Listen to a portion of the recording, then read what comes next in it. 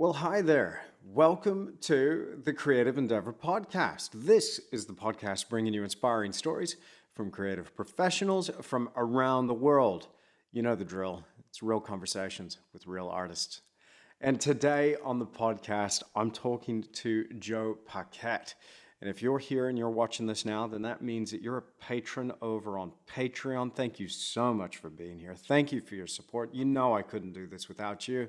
And I really hope that you enjoy the video versions of these podcasts. So in this conversation with Joe, this was quite an experience. I'll give you a little bit of the backstory, and I'll keep it brief, but I've been following Joe for many years now on Instagram, and as is the case with a lot of the artists that I interview, there are people that are on my radar that I'm following, that I'm insanely inspired by. And Joe is just one of those dudes that I'm really, really inspired by. He, in my opinion, is one of the best plein air painters ever. And I know that it's just an opinion, but I just hold him in such high regard. His skill is off the charts. He gets it. And he really is somebody that just drills down into that practice of working from life, learning what nature does, and just, he doesn't let up. And he's insanely inspired by it. What I wasn't prepared for, though, was the depth of this conversation and just how much common ground that I'd find with Joe on a lot of things. And this was one of those conversations that, I just had to sit back and just let Joe talk, let Joe just share, and it was great. It was really, really cool. So many takeaway moments here in this podcast, so many things that I continue to chew on that help me redefine myself as an artist and look at my own creative journey in a different way. And I'm approaching my subjects now with greater intensity and enthusiasm just from having this conversation. And this is a cool thing about the podcast. There's a few people get it, but it's niche. I get that, but these really are inspiring moments. And I hope that you get as much out of this as I am, because really at the end of the day, it's just such an amazing, such a joy to just sit down and really have one of these long-form, in-depth conversations with another artist and just find out, how are they doing what they're doing? What makes them tick creatively? I always say that. What inspires them? What are they really juiced up about? What are they really, fired up with? And so I hope that some of that comes through here and some of that will rub off on you. And let me know. Let me know in those comments down below if you're watching here on Patreon. And again, really appreciate you being here. As always, would love to hear your feedback on the podcast. Is this the sort of thing that you put on in the background while you're painting? I love listening to audio stuff, especially long form. If I get a 2-hour chunk of time and I can put something on in the background, those hours just melt away in the studio, and I find that it makes that creativity flow a little bit more by having something like this going on. So I hope you enjoy this. Without further ado, here's Joe PAQUET in the Creative Endeavor.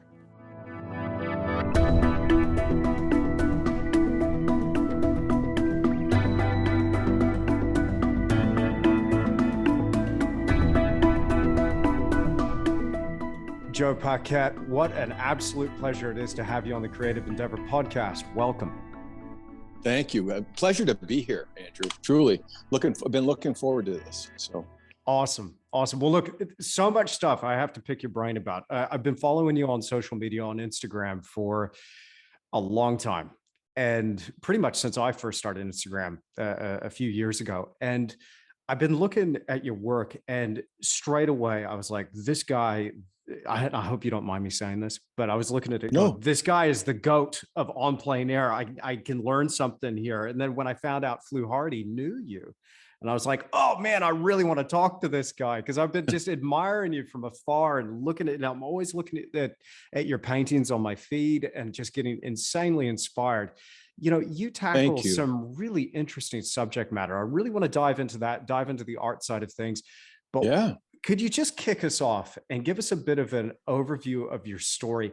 How did this creative journey start for you? Yeah, I'll try to be as crisp as I can. There is, we all have a story, right? We all grew up we all have our own story. But when I was younger, I never realized that my story was anything unique. But I grew up with a mother that from Germany, from the old country. Okay, she grew up on a farm.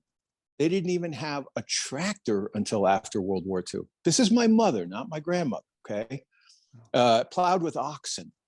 Crazy, right? Then Wow. my dad, she came to America on a boat, literally, and was sponsored by her aunt and uncle.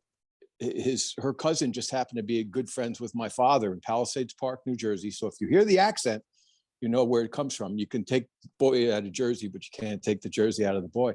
So, so my mom and dad fell in love. My dad, really talented artistically. And he painted in high school. I have a little painting hanging in my front room that he did in high school of a moose. And because his dad was from Canada, Prince Edward Island, and he was a Royal Canadian Mounted Policeman, had basically in the 1920s gone on a 2-month sledging expedition with an Inuit guide. And I mean, crazy life. Like my family was from all over the place. I'm a mutt, you know, So there's French and German and Irish, Scotch, you name it. It's all in there.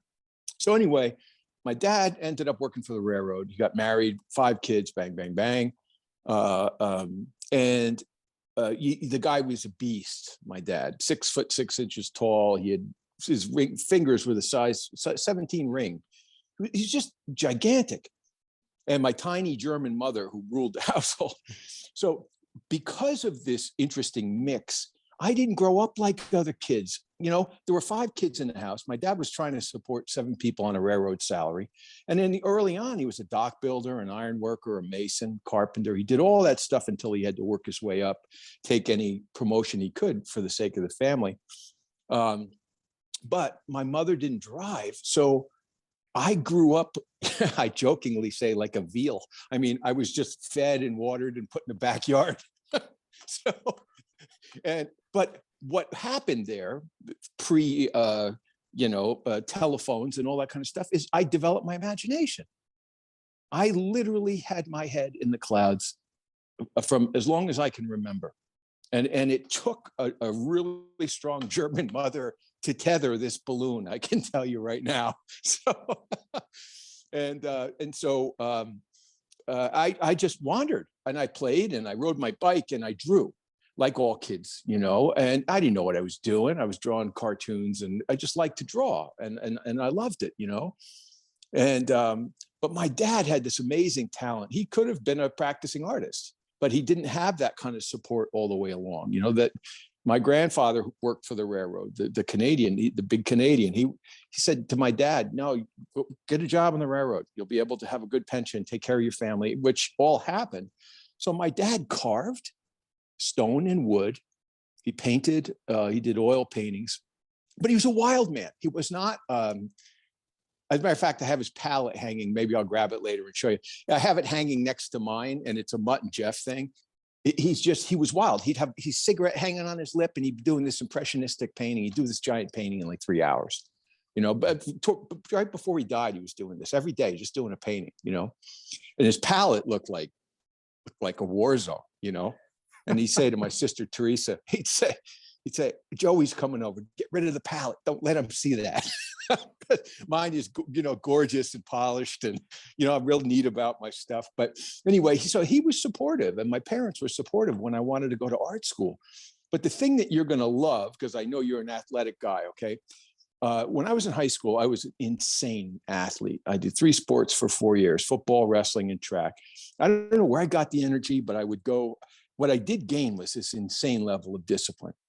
So I would go to practice, come home, eat dinner, and then go lift weights for an hour every single day. I did that 7 days a week for 4 years straight, because everybody I played against was gigantic, right? So they wrestled me at heavyweight, but I was the minimum weight you could be for heavyweight.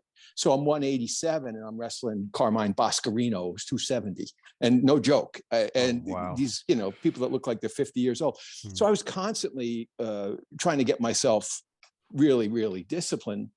And I was sitting down with the athletic director for some reason. It was some awards thing or something. And he looked exactly like Gene Hackman. You would have loved this guy. He had little half glasses sitting down on his nose, and he had the crooked nose from playing leather helmet football. And I always think the angels, we all have angels along the way, but a lot of time they don't look anything like an angel. And Joe Williams did not look like an angel.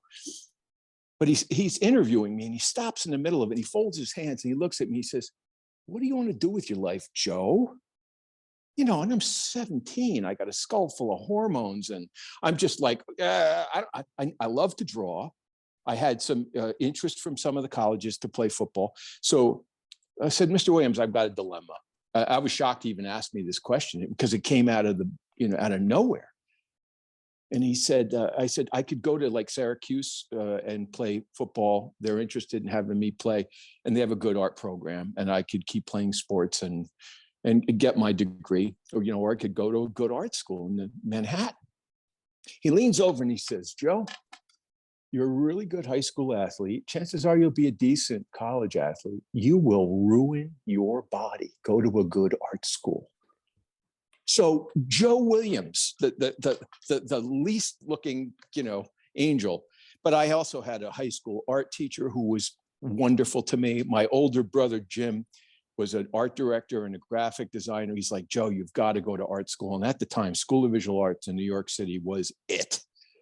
Now, Wow. I didn't come from a family that drove us around to see schools and all that like parents do now. It was totally on me. So a buddy of mine from high school was a year ahead of me, and he was going there already. So anyway, I applied, and with my portfolio, I think about what I must have brought at the time, and it was the very best I could do. And we had a really funny incident because my friend had been going there for a year. He says, "Let's go get lunch because your appointment is until 2:30 or something in the afternoon."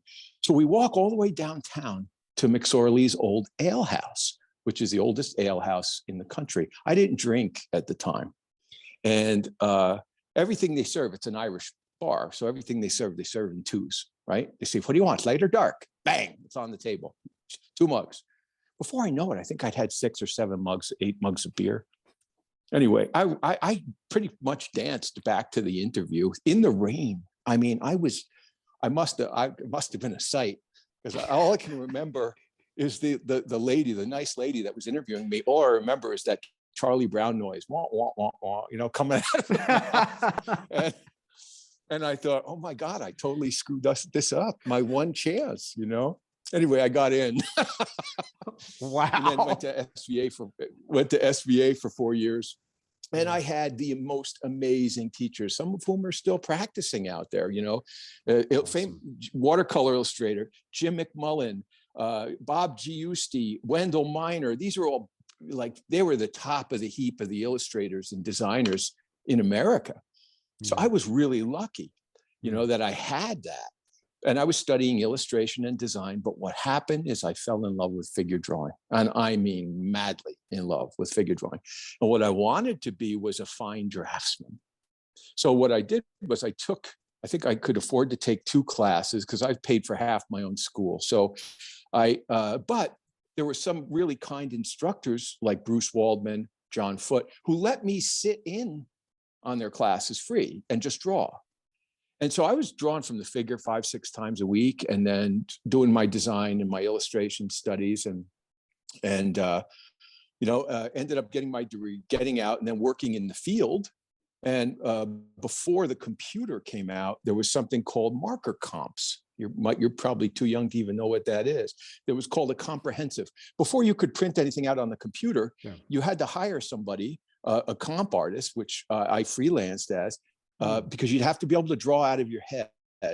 But the art director would give you a thumbnail sketch, and he'd say the headline needs to be, century bold, condensed, 22 point, 2 lines. I'd have to trace off all the type, blow it up on a Xerox, trace it all off, transfer it to a sheet.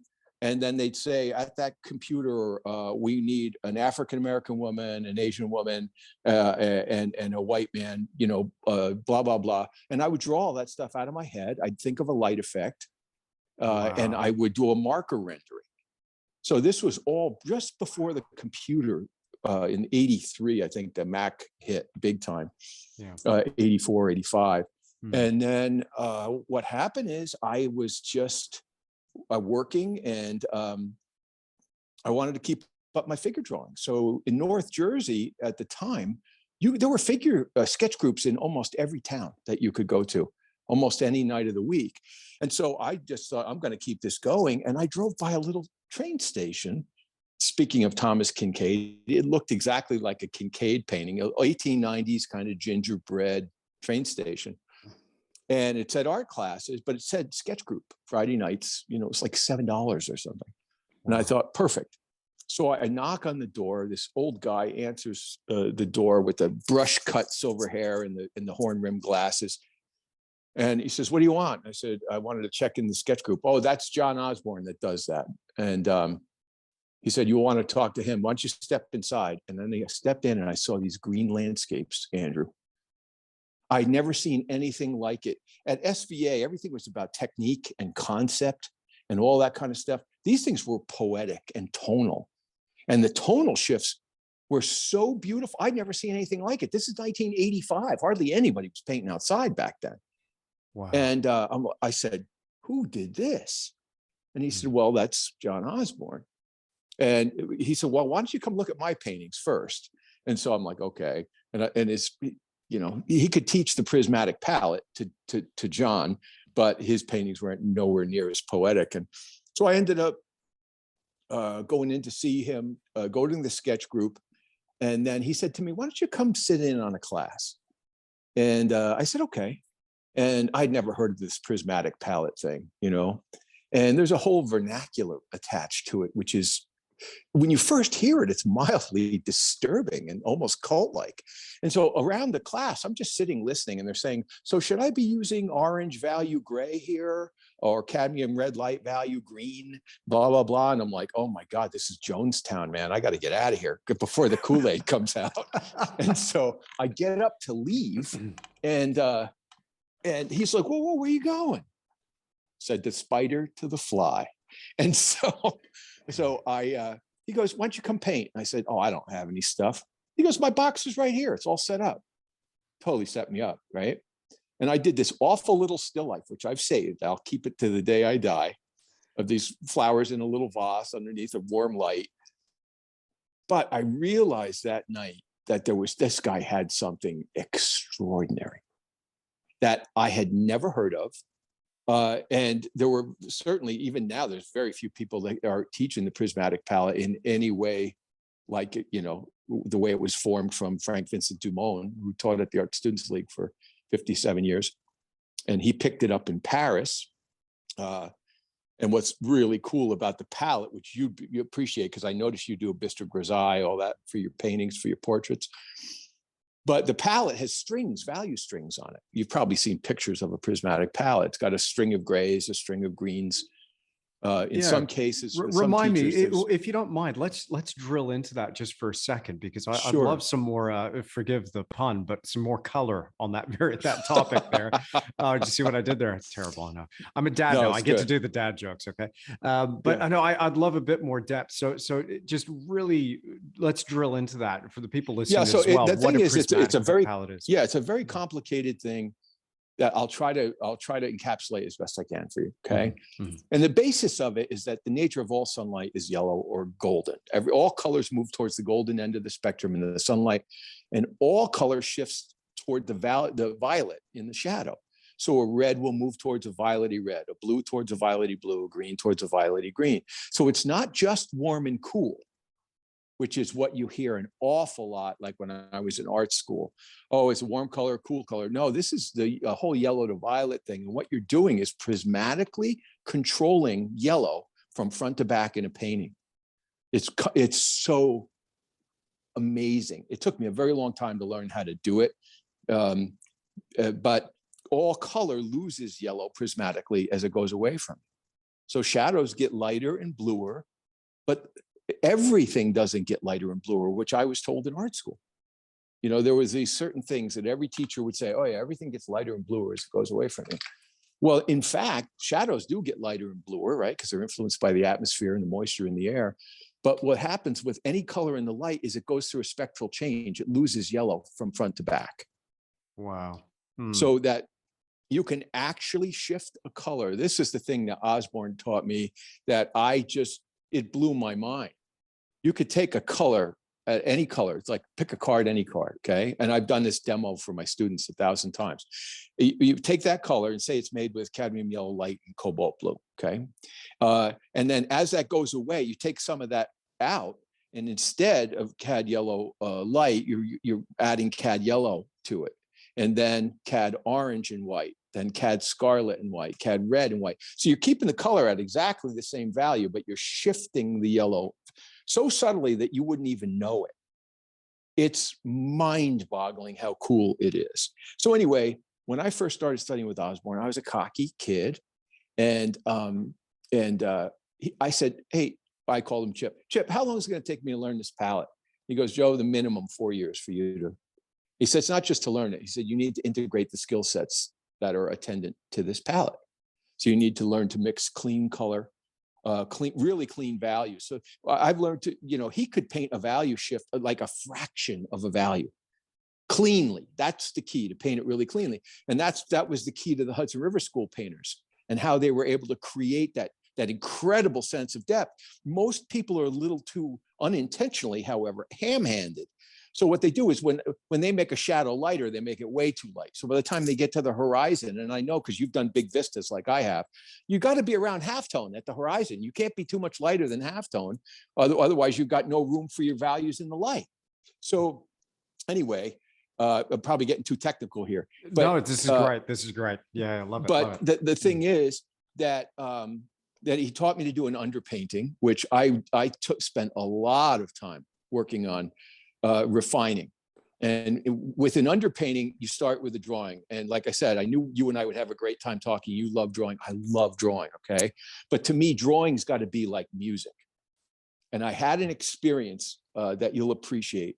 Because as a kid, I never went anywhere, never did anything. We barely went to movies. I had friends that were going to plays and baseball games and football games and all this stuff. And I was just like, I'm in the backyard, So all of a sudden, as an adult, I get a chance to go to the Philharmonic in New York with some dear friends. Took me. I'm like a little kid. I'm all dressed up. I'm giddy, And they said, we want to do something special for you. We've got you the best seat in the house. So they put me on the balcony right above this Emanuel Axe, was the pianist that night. And I'm sitting up there and I'm just blissed out. And the music was amazing. And you're looking at these thoroughbred musicians play, like the best in the world. And the acoustics are amazing. So anyway, I'm getting lost in all that. But being an artist, weird things happen to us. And it was almost like the music started to turn down on a dimmer. And I squinted down at the movement that moved through the orchestra. It started here, it picked up here, went back over here. And over. So it was like wind blowing over a grass field. Physically broken, but optically connected. So what happened? The hair stood up on my neck. I'm like, oh my God, that's what beautiful drawing is. I'm looking at a visual algorithm for music. And I thought, if I could do that with drawing. So what I do when I draw and when I teach drawing, because I do online mentoring now and critique and stuff, and I've taught classes and workshops for years, I say to people, look, the drawing has to be rhythmic and hierarchical at the same time. Right. So meaning, and I pick a particular drawing that I send to my mentoring students, and it's called The Unmade Bed by Adolf Menzel, who I love his drawings. It's a masterwork, Andrew, because it's hierarchical. If it wasn't, there would be conflict all over the drawing, because it's a huge duvet cover, all crumpled up with all the folds. But the first thing you see is the entire thing. And then you see the mid-sized pieces, and then you see the small pieces. That doesn't happen by itself. That's orchestration. So, and then if you can combine that with rhythmic connectivity. So what I try to do with my paintings is I start with a drawing that's rhythmic and connected. So it's kinetic and not static. And so a lot of people start, and this isn't pejorative that I say this, but a lot of people start by blocking big chunky shapes, and then they whittle and whittle and whittle and whittle. And a lot of people get great results that way. Okay. Guilty. Oh, sorry. How dare you? Okay, I'm going to end the call. Yeah, I know. Go ahead. You could smack me if you were close enough. The point is that I just think that there's a possibility. I'm a great believer in intentionality in all things. Okay. Yeah. And Whistler is my guide for that. Whistler did everything intentionally, you know. And that idea of drawing where you have where everything is connected to everything else and everything is subordinated to one thing, just like a piece of music. And so if you've seen some of my little sketches I do and stuff, what I'm doing is I'm trying to think of the whole thing. And if you want to think about it visually, most of the elastic of our awareness, that's a phrase that I use, is about this big. People draw this when we're kids, we draw this. Maybe not when you're a kid, you do all that. But as you become an adult and you become self-conscious, you want everything to be perfect. So you draw this and you draw this and you draw this and you draw that. And then you hope that somehow this is going to coalesce into a unified whole, when often it doesn't, you know. And the stupid analogy I use in the class, it's stupid, but people remember it. I say, you know, doesn't matter how many sausages you string together, you can't make a pig again. It's too late, you know. And that's what we do. We start with little pieces.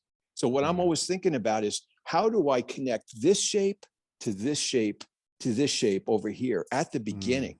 And so that's why most of the paintings I do, like the one behind me, all but two of the paintings, big paintings in my studio, are outdoor paintings. The Italian one I'm working on right now, I needed a break from snow and I wanted to paint some green. So I found a reference that I could work from. But I'm always thinking about that intentionality and the beauty in every stage. I mean, I understand that paintings can have an ugly stage, but do they have to have an ugly stage? What if you could draw so beautifully? What if that underpainting that you did was so elegant and clarified that you got all that unity and variety at the same time, that you could drape all your color and value on? What if it only got better and better and better with each stage? And I know that a lot of people that might think that's pie in the sky, but that's what I'm after. And a lot of my paintings are one layer of paint, not all of them. I don't always hit it, but a lot of these big paintings, like I've on my Instagram account, I posted just for a lot of the students out there, some step-by-step things, but not explaining every step, but just showing every step. And it's that idea of every part of a canvas having beauty. So that, how can I say this? Every aspect, every piece of that painting is important, but not every piece of that painting is of equal importance. So that hierarchy becomes really important. And so toward that end, I've learned to paint optically rather than photographically. I've learned to study the relativity in my periphery and paint the relativity that I perceive, not when I stare into that thing. So, and if I'm looking in a given area in the painting, as I spiral out from that focal area, I don't always have an obvious focal point. Sometimes I'm moving the eye through the painting, you know, sometimes it's all about flow of light, you know, but learning to paint optically has been a giant study for me. And it fascinates me because I think we become so unfortunately informed by photography that we look at somebody like Pizarro and go, oh, how crude. Pizarro was actually painting more optically than most, and because what we see, you know, the example I use that I give in my class, and it's a really fun one to do. If I have a big group, I have everybody sitting in a half circle, and I'll say, I want you to look at any two people that are sitting right next to each other. I want you to focus on person number one and make an appraisal of edges, contrast, and intensity of color. While you're doing that, be aware in your periphery of person number two. Be aware of them. Don't just stare. You can stare at person number one and be aware of person number two. While you're staring at that first person, you're starting to make an appraisal. And I'll say, stare for 10 seconds and do that, and then move your eye to person number 2. And people go, oh my God, it's really that different. So even though I paint representationally, I don't paint photographically at all, because I'm not interested in the photograph. To me, a beautiful painting, Andrew, my favorite paintings, maybe put it that way, because this is strictly my opinion. They're a concert of calligraphic marks that create a subjective truth, not a photographic one. And to me, that's magic when that happens, you know? You just described the impression I have of your work and looking at it, and you know, for people watching the video version of this podcast, they'll be able to enjoy that this beautiful painting that's behind you, which is also on your Instagram. Joe, I got to share something with you, and I hope you don't mind me saying this, but this kind of made me giggle a little bit, because I was kind of freaking out like a little bit of a fanboy over here, going, "Oh, do you have any idea who I get to talk to today? This is so cool." And I was telling my wife, okay, she's gonna hate that I've told you this. I was pulled up your Instagram. I said, "Get a load of this. Check out this thing." She's like, "Who would paint that? Why did he paint that?" Not the first time I've heard that. Okay, no, she's not an artist, but she's she's a critic.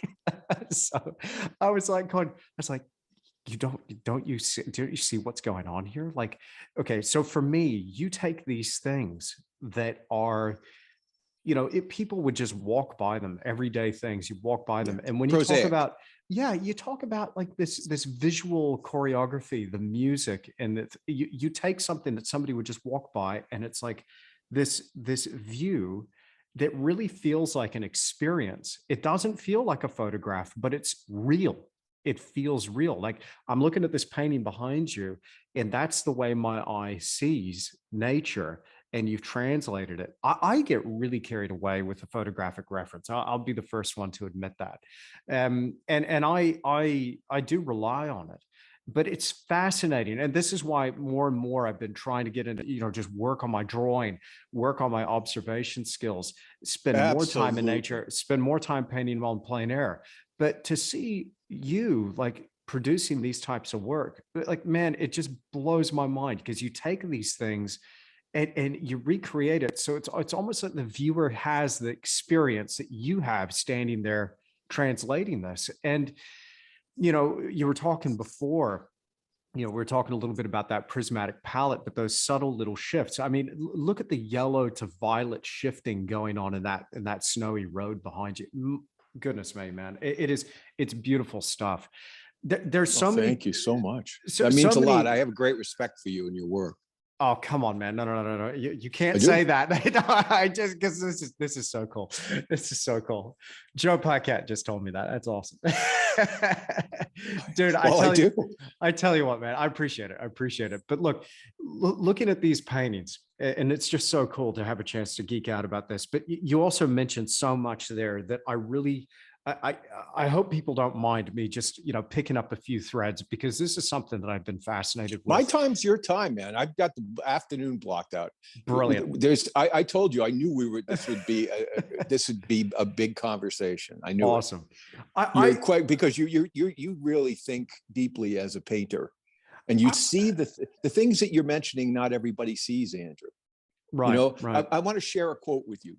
Go for it. There's two things. We talk about. And this is my hunch for you too. Mm-hmm. I think as I've gotten older, like, I've always been attracted to uncommon beauty.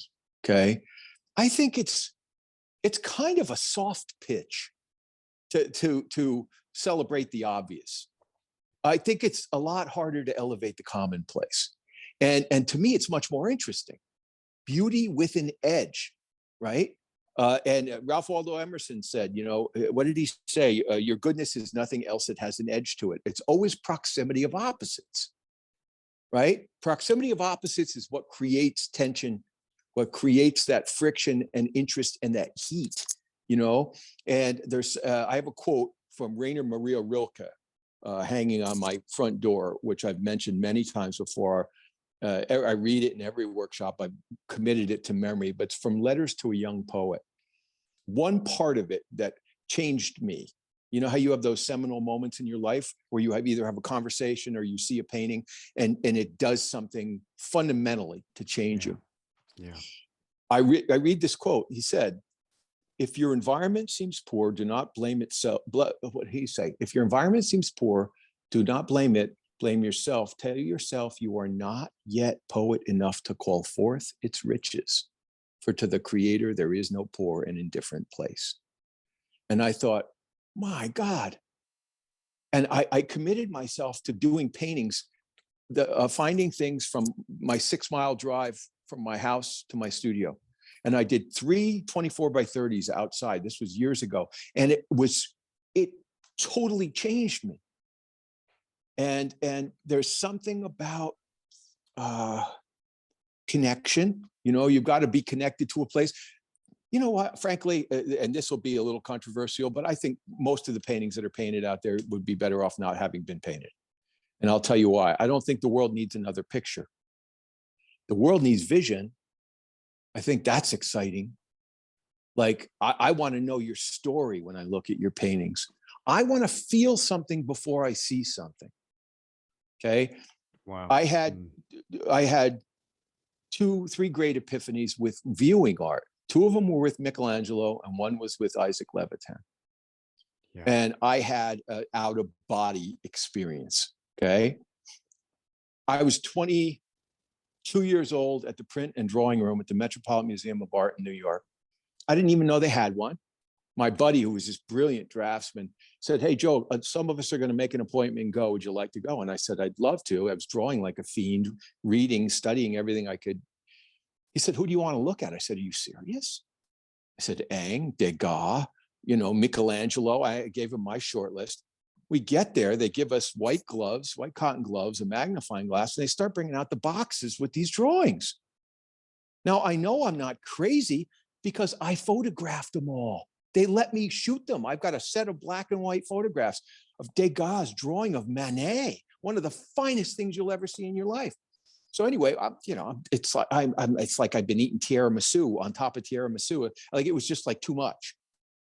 At the end, he brings out Michelangelo's Study for the Libyan Civil, one of the most famous drawings in the history of art. It's in a little frame. I know I saw it because I photographed it. The hair stood up on my neck, all over my body. I'm like, oh my God, what's going on here? The drawing was beyond perfect. What came off of the drawing, Andrew, is what changed me. I thought, my God, a work of art. It can only resonate that which it's been given. So if there is true connection and love and intensity and search, then it has a chance to exude that.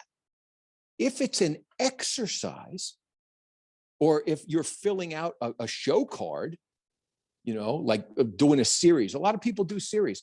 It's not that I have a problem with a series. I have a problem with external motivation. Oh, if something wow. is internally, if something is internally motivated, it has an organic growth to it, you know, and it always brings me back to Delacroix. He said, the student should develop well and naturally like fruit on the vine. And the problem is, with all these people out there pushing workshops, pushing marketing classes, what you have is all these well-meaning people who are trying to market uncooked product. And so instead of having so what you have is a hothouse tomato and not an organically grown one. Looks like one, kind of feels like one, but doesn't have a whole lot of flavor to it, because the flavor is what takes the time. Right. You know, you've been painting for years. I've been painting outside for 36 years. Mm-hmm. Mm-hmm. I've done so many bad paintings. I have these people come, and I teach mostly adults. I've taught adults for 26 years, people in midlife, or as I like to say, slightly beyond. And most of them are professionals, and they've been really good at things in their life. So being unremarkable is very hard for them. Oh, and my goodness. Yeah. No, I listen, man. No, as soon as you said that, I apologize. No, not at all. Not at all. I'm so sorry to cut your flow, but as soon as you said that, I remember, I'm going to call him Bob. All right. Bob. I've been some really interesting places in my career, and I had an artist in residency aboard a ship that's a residential cruise ship. So you can't buy a ticket and just go for a cruise. You have to be rich enough and buy an apartment on board, and you get to kind of cruise around the world. Got I'm it. convinced it's like a tax haven for the elite. And so I call up and I say, hey, look, I'm an artist. I can do this for you. Let me come on board as artistic entertainment, teach some art classes. And they're like, okay, you got it, kid. You're on. I'm like, really? So it actually worked. And so I end up on this ship 3 different times. And the last time I was on board, I have like millionaires and billionaires that are the heads of Yeah. industry and Yeah. Captains of industry. I get it. and I said to Rachel, I said, look, you know what?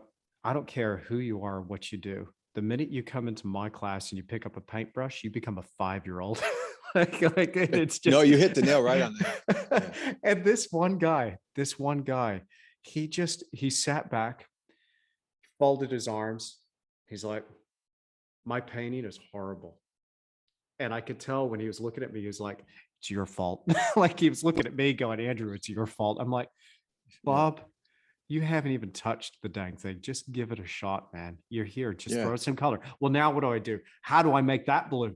I'm like, what? Look here, I'll mix it for you. And he's like, right, right. And he was like sitting back like this, going, no, you paint it.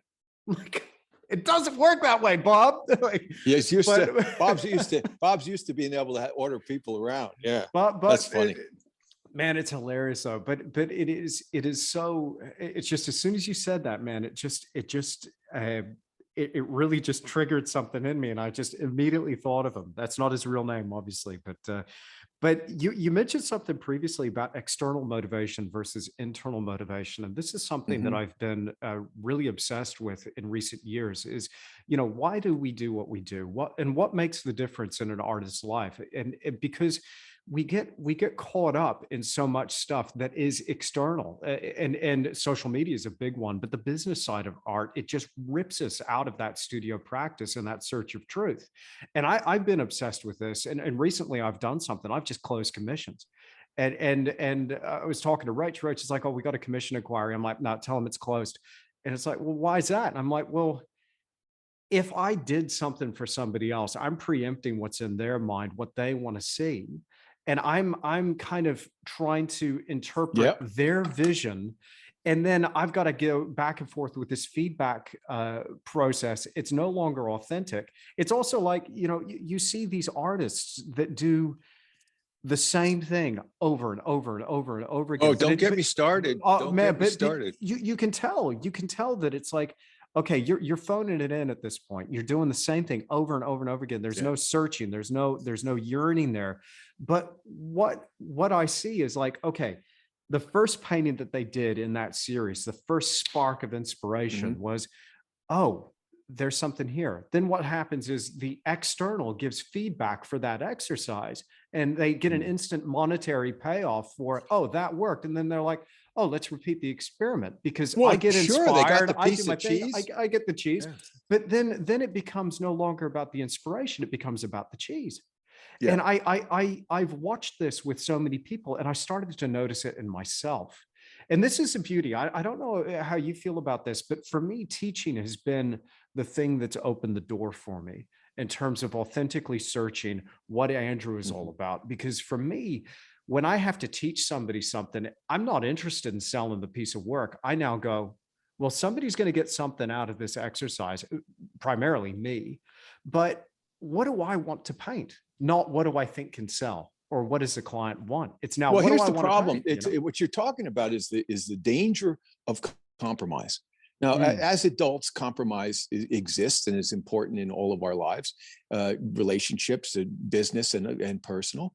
But I think the problem with that a certain level of compromise, because I've certainly tried it myself, is that every time you do it, it takes a little tiny bite out of your soul. And oh I man. give a talk on authenticity and creativity. Okay. And actually, I've been working on a book for years because I've given this talk all over the country, all over America now. It's an abiding passion of mine. And first, let me tell you how it came about because you'll appreciate Please, this with your son. please. Yeah. Okay. Awesome. Awesome. I when I went through a divorce. I have two daughters who are older now, and then started all over again, and then remarried my wife Natalie, who's been absolutely the most amazing partner an artist could ever have. And then we had my son Joseph when he was really, really little. And the kids I love. I'm one of those people. Everybody thinks I'm Italian because I talk with my hands. I'm not Italian, but my son always says, "Dad, you're the most Italian non-Italian I've ever met in my life." I squished my kids all the time, hugging them, kissing them. And I was working 7 days a week because I was paying child support. I was supporting us here. I was all on one income trying to do this. And so I was working pretty much 7 days a week. One day I'm like, screw this. I'm going to go home and see my boy.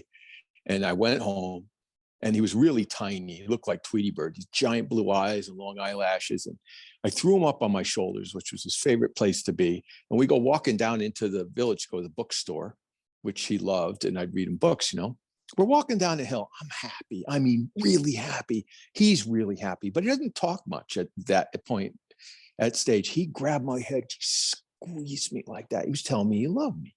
And this bolt shot through my body. We've all experienced it, and it was this magic connection, deep, powerful, universal, all wrapped into this thing. I swear to you, immediately following that experience came the question, why doesn't most artwork do that when you look at it? Now, I wasn't thinking about that, Andrew.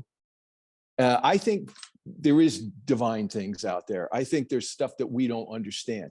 And so and that set me on my quest. And that was 20 years ago. And I read everything I could get my hands on. And what I realized is the experience that I had with Michelangelo and Levitan was an epiphany. It was an awakening. It wasn't just a visual experience. When I saw The Unfinished Slaves by Michelangelo the first time, I had tears in my eyes. I want to swear so bad right now. Yeah.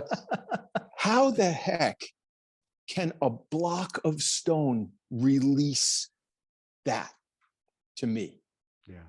That block of stone was given that in its making. Yeah. That's what's missing with so much art. It's stuff. And you know what? There's nothing wrong with stuff. The world needs its stuff. It needs its decorative stuff. But it's kind of like I'd rather listen to a child tell me about their day than some over-enunciating poet read their poetry to me. Mm-hmm. Self-conscious, clever, wordy, and that I don't have a problem with all poets out there. I'm just saying that there's this thing about this clarity and economy that comes from the desire to express rather than the desire to be heard. And that's what we're talking about. That's the conundrum with social media. Say that again. And please just say that again. The desire to express. It's the desire to express over the desire to be heard. It's like a book that's written to be said rather than written to be read. Look, Andrew, for years, I used to get Art News and Art in America, the two big magazines for contemporary art, the art with a capital A, right? What I want to do is educate myself, and I've studied art history intensively, 20th century in particular. And it's interesting when you read these articles about an artist, and they're verbose, they're obtuse, and it's like stretching taffy. It's always this extrapolation on the insignificant. If you're a great writer, you should be able to say what you have to say clearly and be done with it. But what I realized is there's two words that are completely missing from contemporary art criticism, and that's love and connection, the two things I was just talking about. So that's the nexus of this whole talk. That's the nexus of this thing that I'm writing about. I think we're getting further and further from that. Somehow that's not cool. And I think the great hypocrisy is none of these people live their life without those two things or wish they had it. But somehow if it's in your art, it's trite. It's sentimental. I wonder. It's bullshit. Sorry. Yeah. No. Look. Yeah. I wonder though, and the people who've listening to the podcast, the people who follow me, a little bit more closely online, like on Patreon, know I'm a little bit of a conspiracy theorist about some of these things. And I heard a great one, a doozy, about modern art being a conspiracy that was formed by some shadowy non-government, bodies, let's say, and their sole purpose was to destabilize culture. Now, I don't believe it necessarily, but when I heard it, I'm like, I've heard the same thing, that's actually. it. I That's an know exactly interesting. what you're speaking of. That it's an interesting idea, but regardless, putting the conspiracy to one side, what is the result of that? What is the effect of that? Because you get people who feel completely disconnected, and one of the ways that we find connection, and this is why I love what you were saying about picking up these drawings and looking at. I had an experience of Ivan Shishkin's painting.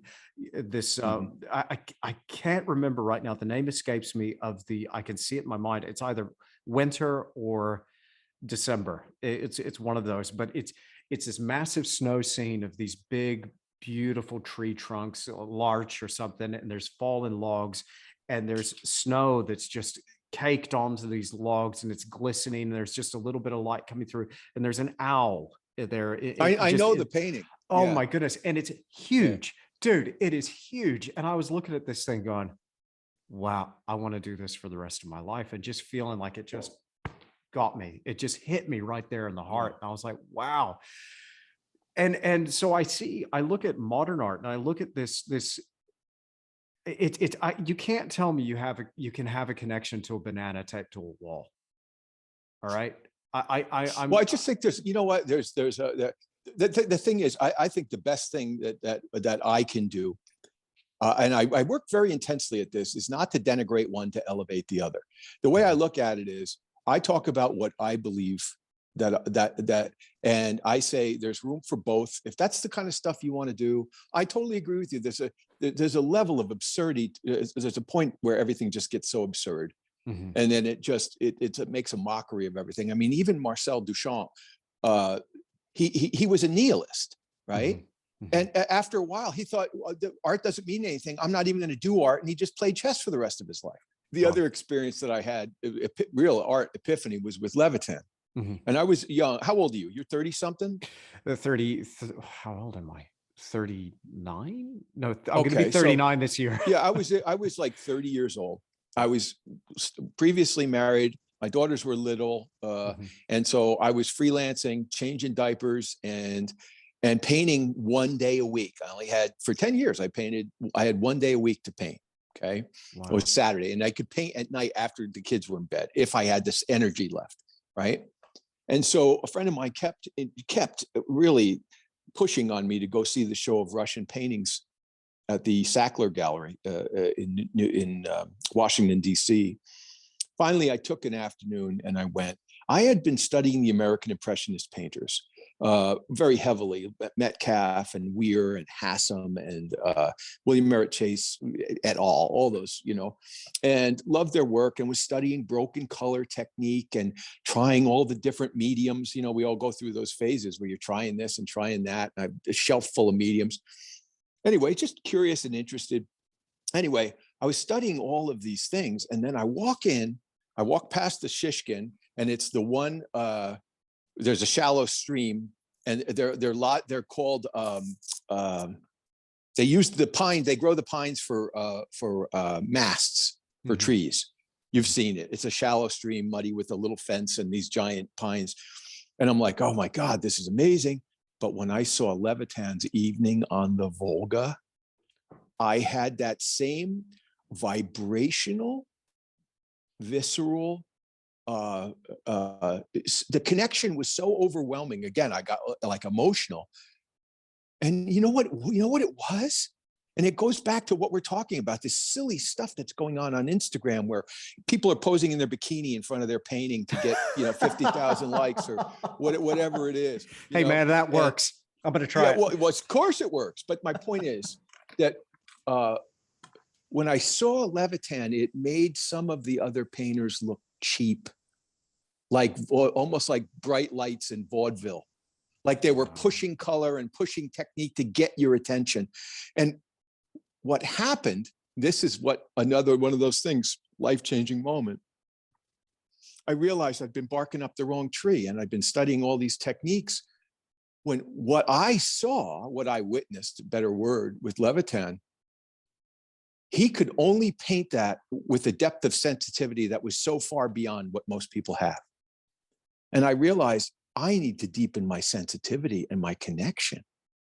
I don't need to learn about broken color. His painting there was nothing forced in it, Andrew. There wasn't a forced color. There wasn't a forced value. It was rhythmic and beautiful. Everything flowed together.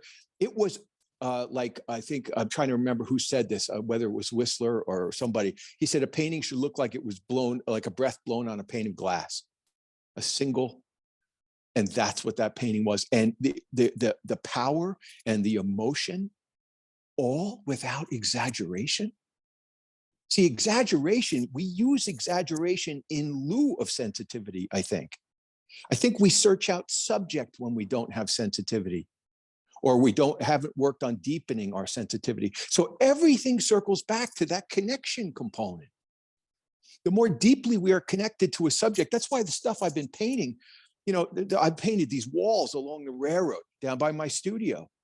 Every time I smell the warm creosote, I think of my dad, going to work with my dad on a Saturday sometimes, on the railroad. And it's stuff that people drive by every single day. 1,000 people drive by that wall. And I just thought, my God, that's beautiful. How do I take that thing? But it's not, so it's a labor of love, truly, without being, silly about it. It's like, you've looked at enough of my work. I don't repeat myself. This Italian painting I'm doing is kicking my ass. It's because it's flat light, it's front light. So there's 5% shadow in the whole painting, and yet it has to jive and have form. But it must be my German side. It's good to suffer, I guess. What doesn't kill you is probably good for you. I don't know. The point is that I'm not happy if I don't have that friction. So every painting I pick, like the one that's behind me, oh my God, was I freezing painting that thing. There's wires up along the poles. It needs a retouch varnish. You'd see it better. I didn't varnish it because it's dried like a pastel. But I had to paint those wires in, right? And so those, some of a single mark this long. So you got to get just the right, just the right mixture of paint in the right brush. And I'm sitting there trying to do it in this 30 below parka. So I'm like this little kid in Christmas Story, falls on the ground and can't get up in his winter clothes. I mean, I'm like, I got to take my coat off.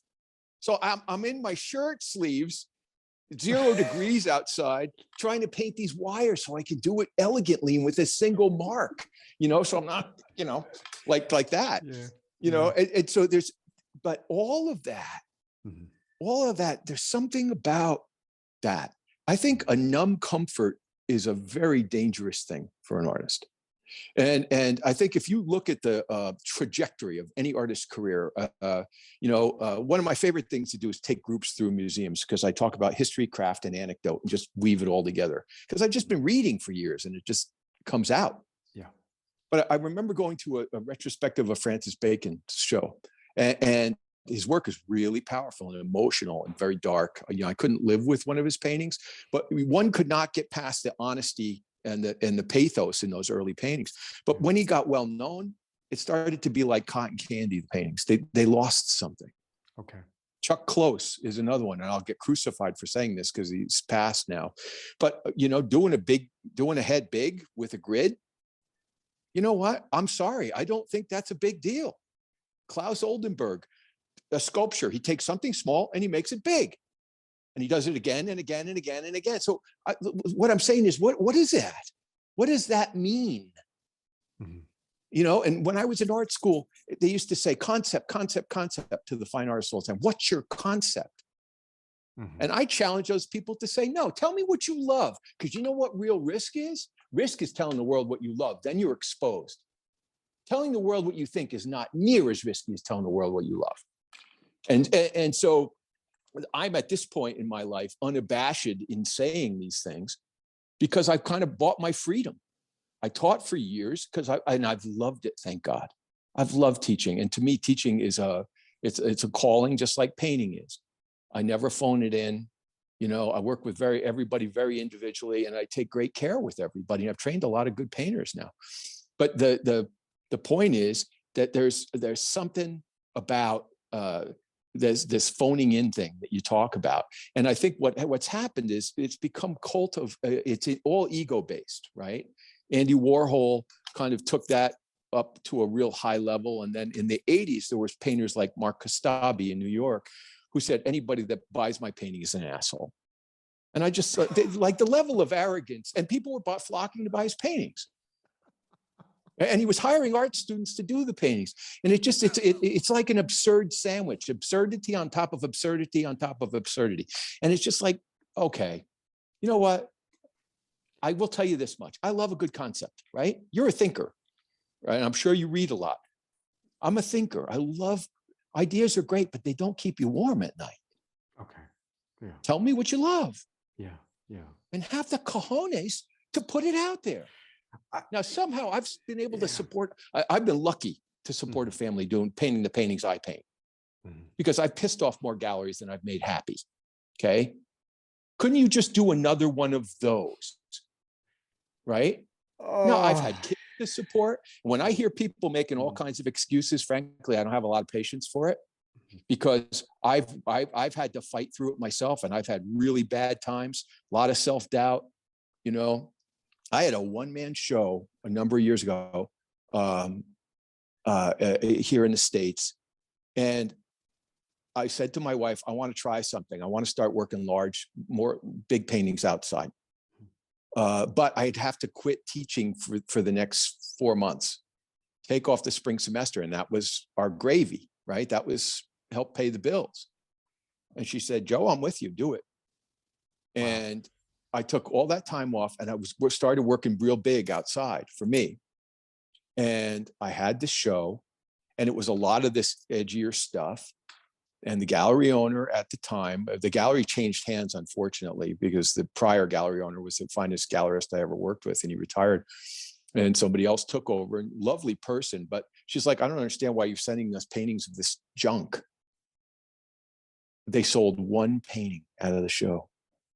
I spent 6 months, and I had all these bills to pay and everything else. And I took a header out of my studio, and I remember, my wife saying, Joe, those are amazing paintings. Don't let anybody tell you otherwise.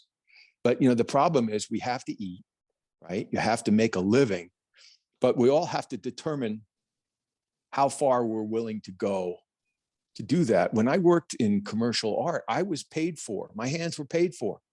People told me how high to jump and when all the time, and I did it because I knew the difference. But the whole time, Andrew, I was doing my paintings for myself. So what happened was, by the time I got divorced and started all over again with nothing, less than nothing, I knew this is what I had to do, and it was just, I just thought, well, I'm not going to be able to live with myself if I don't do this. And there's that quote from Emerson. He says, most men lead lives of quiet desperation. And I think today, a lot of people just lead lives of quiet desperation. And we do what we think we should do. Or to quote a movie line, how many people get through a day without one juicy rationalization? And we can rationalize anything. You could say, I've got to support my family, and I've got to take care of my kids, and that's my priority, and blah, blah, blah. And no one's going to argue with you, and you're not wrong.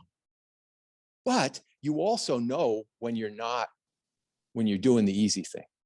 We all do. And so I've been really fortunate to have the support with Natalie that I have. She's been absolutely a rock in the worst of times, and just reminds me of being my highest self, even when I start to question it. So I think it's important that you surround yourself with people who do that for you, or friends who are your betters in different ways. They draw beautifully, or, this or that. And I just think it's, I don't know. People say, well, how did you keep relatively pure with your work? And I say, only half jokingly, I think it was a lack of success. Yeah. I think if I had gotten a whole lot of success early on, I might have been as susceptible as anybody else to caving. Yeah. I just think I did my own thing for so long.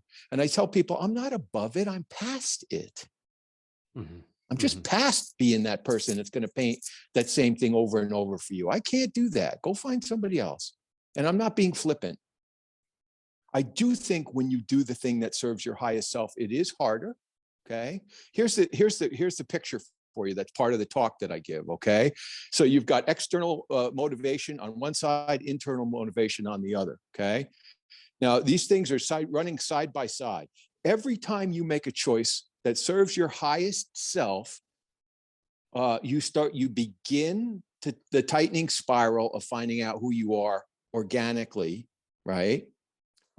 Every time you do the opposite, it takes you to a different spiral. And every time you make another choice like that, it takes you further and further and further from over here. So what happens is I think about things in pictures. When I was younger, the incidents and intervals between incidents and events and how they connect to form who I'm meant to be were very broad. So you don't see them real clearly. But every time you make that choice, the right choice, the interval tightens and gets smaller. And what happens? That spiral starts to tighten. And then eventually that becomes who you're meant to be, really meant to be. I just think the world, particularly social media, is pulling us way over here. And and we can all, feel good about, getting 10,000 likes on something or whatever. But in the end, whether or not you're serving your highest self or not. I'm not judging anybody. I'm just telling you, we all know. And I just think if the sponsoring intention or the sponsoring motivation behind why you pick up the brush is it's either one or the other. And every time you do you do that other thing that's externally motivated, you're going to keep taking yourself outside of that spiral. And you can get approbation for it, and you can get money for it, and all of that. But you know how many people out there? I'll give you an example. I have a collector friend, and he said, "Oh, I've been buying this artist," and I certainly won't say who it was. And he said, "What do you think? What do you think?" And he had 4 or 5 of these paintings in his house. And I said, "This is Camille Pizarro. This isn't this guy." I said, "This guy's Hannibal Lecter. He just peeled off Pizarro's face and pasted it on his own. There's nothing of this guy in these paintings." Wow. And that's what I want to see. But the only way that's going to happen is honest search. And the only way honest search happens is when you unplug and get the F outside or into the world, or have that model in front of you, and you shut that out. Rilke says in that same thing, and I'm going to send you a copy. I'll photograph it and send it to you. You will love these 2 pages. It's the most beautiful thing written on why anybody should create. But he said, you ask me whether your verses are good, because it was a letter to this poet. And he said, you have asked others before, that above all you should not do now. You are looking outward. He said, go into yourself and test the deeps in which your life takes rise. Connect to the things of your everyday experiences. Avoid at first love poems. They are too facile and commonplace, and they take a fully matured individual to bring something new to it. And what people are doing is they're painting universal themes and all this kind of stuff. And now we got all these people painting allegories, okay? And I think allegory is not even part of our language anymore. Allegory was something that was common in the 19th century. It's common in the early 20th century. And so I just think that why not just be honest about what you do, call it what it is, and make no apologies for it. But there's a lot of figurative art out there, a lot of figurative artists who do these beautiful paintings, and somehow it's got to be attached to an allegory or this concept that's going to be palatable for this other side to make it something. In other words, in some cases, not all, but it's an artificial elevation to be accepted. But you know what? We all have to have an inner screw you. You have to have that. This is a tough world. To make a living doing this, to survive in this, you got to have some brass cojones. You really do. It's brutal, especially if you're going to do your own work. Yeah. If you're going to do something that everybody's going to love, and you're going to paint it over and over again, and you do it well, God bless you. If that makes you happy and you're fulfilled. I'm not being sarcastic when I say that. I'm being sincere. But when I look at the work of early George Bellows, when I look at the work of Levitan, when I look at the work of Whistler, when I look at the work of my heroes, I see people that were stretching, that were doing something, and this I want to put out to you, and this would be a great thing for you to put out to your viewers or listeners. I do this with my students. I say, if you could take 3 or 4 of your favorite artists and pick the one attribute from each of them that you could combine to be the painter you want to be, who and what would they be? And I'll give you my example to make it easy. And then I'll give you mine. Go for it. Yeah, let's do it. Yeah, because I can't wait to hear it. Yeah, if I could have that raw honesty of early Corot, okay, the field paintings he did in Rome, they're magnificent, okay, with the sensitivity of Levitan, the intentionality of Whistler, and the genius of subjective choice making of Edward Hopper. Wow. That's, to me, the perfect painting. But everybody's got their own. And what I've been doing with students who are having a hard time finding out who they are, I said, make that list. That will guide you. It will start to begin to pull you in the direction that you need to go.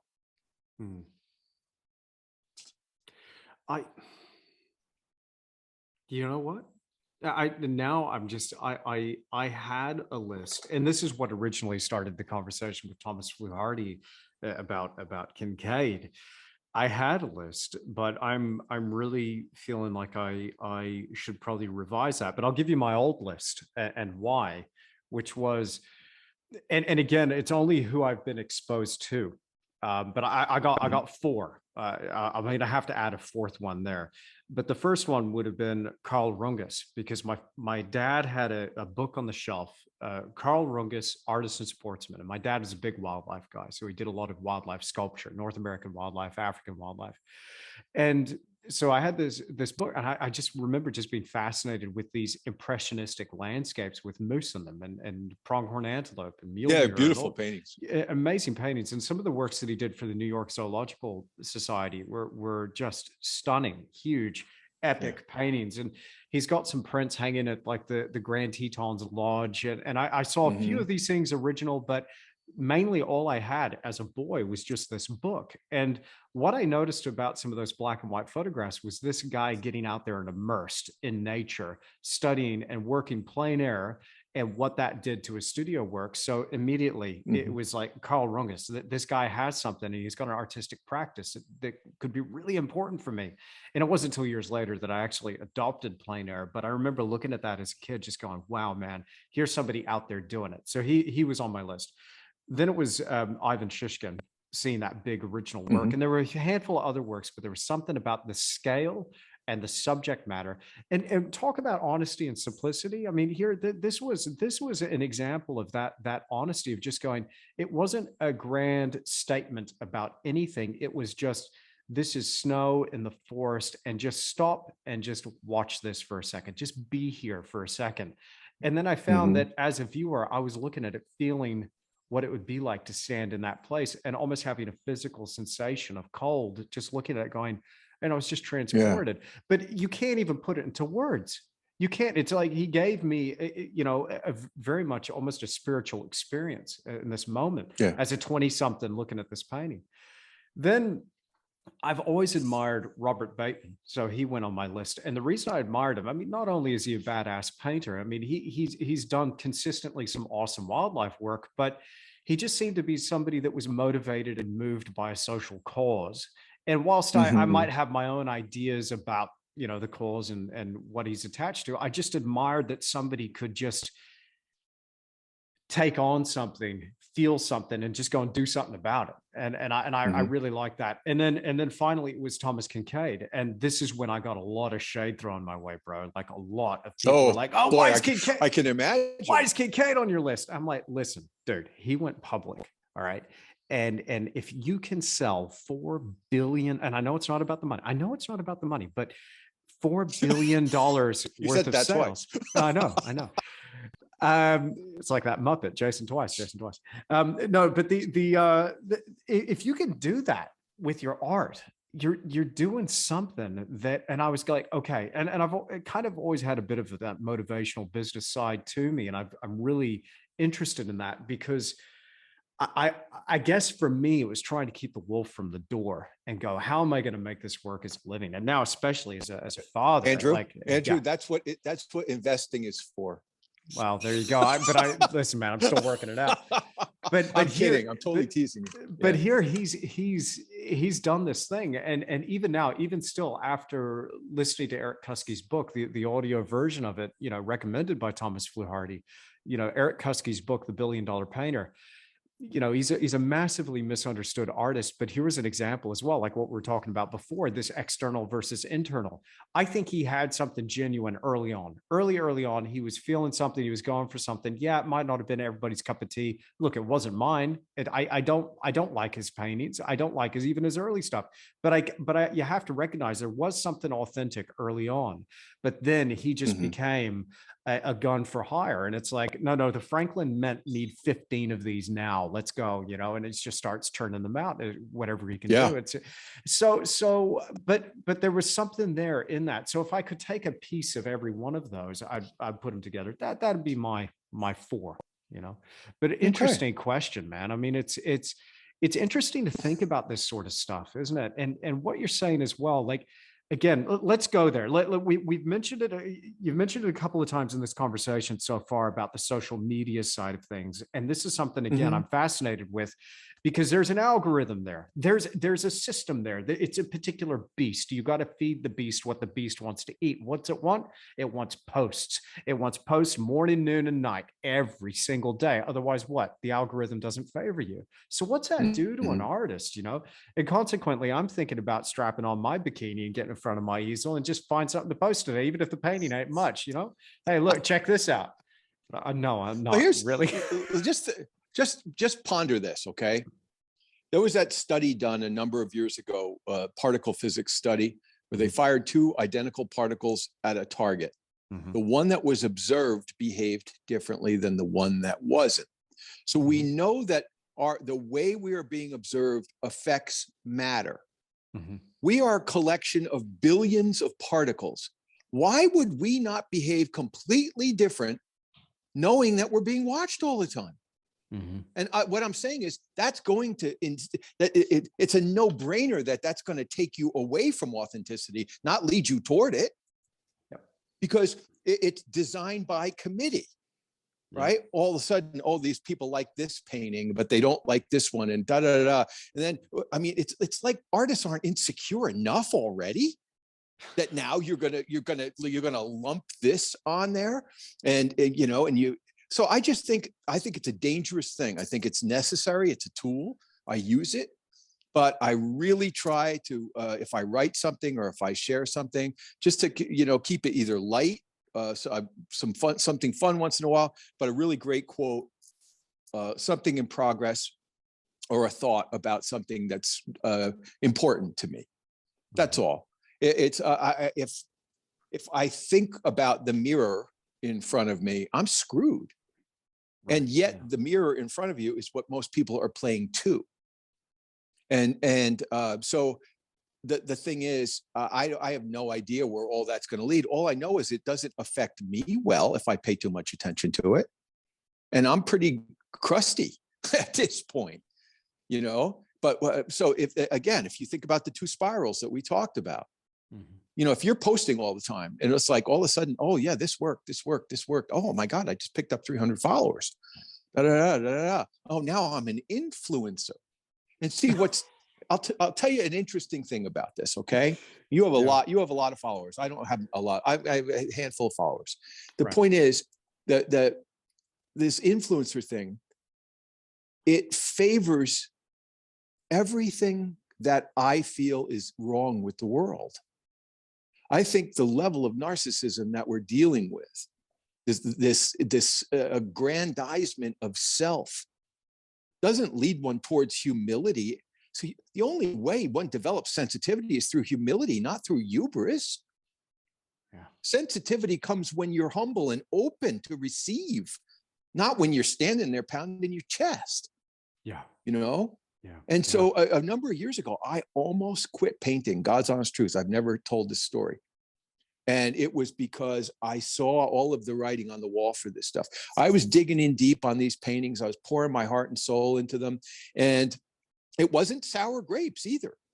What it was is witnessing that so much of this stuff that I find repulsive was being richly rewarded. As somebody once said, the Kardashianization of America, right? That somehow that our lives are shallow enough that we've made these people billionaires. That's indicative of something. It's an indicator. And so the problem is, and now these stupid algorithms, now if you don't do reels, you're not in the algorithm the same way anymore. They want you to start posting all these little videos. So you know what they're doing? They're saying you got to post this thing that's really quick. Every time you do that, you're adding to the pie of one more person that has no attention span to even view a work of art. This is a much bigger problem. There's a famous photograph, you've probably seen it, it was all over online for years, and it's a night watch painting by Rembrandt with all these kids sitting on that big round couch, all looking at their phones in front of the night watch painting. Nobody's even looking at the painting. And you know, viewing art requires participation. And if you're turning life into a 5-second TikTok or a 10-second TikTok, well, then you sure as hell got to be doing something extreme. So you see these people doing this stupid stuff in the gym, you know, where they're doing something really crazy and dangerous, you know, to get attention, and everything is being ramped up. So we're getting, again, further and further away from anything organic. You know, this as a painter, particularly an outdoor painter, you got to learn to shut up and be quiet. And I've said this before in a podcast with Eric Rhodes years ago. I'll tell you, there's a lot of people painting outdoors, okay? But I don't think there's a huge number of great outdoor painters. And I think there's a lot of good ones, but not a lot of great ones. But the thing that's common with all the great ones is humility. You cannot paint outside as much as I have and get full of yourself. Because, you know, I played football. I got my ass kicked. I know what that feels like, you know, and there are times when I'm painting. I'm sorry if I use a sports analogy for those of you that haven't played, but if you've done anything like it, just take it for what it's worth. Because I played on the line, it was a center and a nose guard. And all these guys were 20, 30 pounds heavier than me. And you look at them and you go, oh, good God. And I looked like a 12-year-old, you know, and these guys had facial hair and were gigantic. And I'm like, how am I going to do this? But you get in the game and it's give a hit, take a hit, give a hit, take a hit. And all of a sudden you get into the rhythm of that.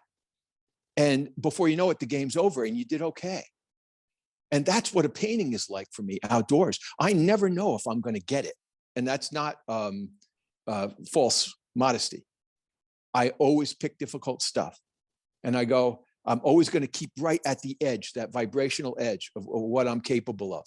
And there are times where it's that give a hit, take a hit, give a hit. And some days I come home and I'm pretty beaten up, you know, and a little despondent. I'm like, I didn't hit it today. But like I said, there's something about that friction that makes you feel alive too. And you know, sitting in front of a computer screen painting to me is not the same thing as tasting it, touching it, smelling it. I wrote something, it's on you might have read it. It was Why Paint Plein Air? Why Paint from Life? It's very short, it's only a paragraph long, but I was asked to write this for a Plein Air Painters of America catalog as a forward.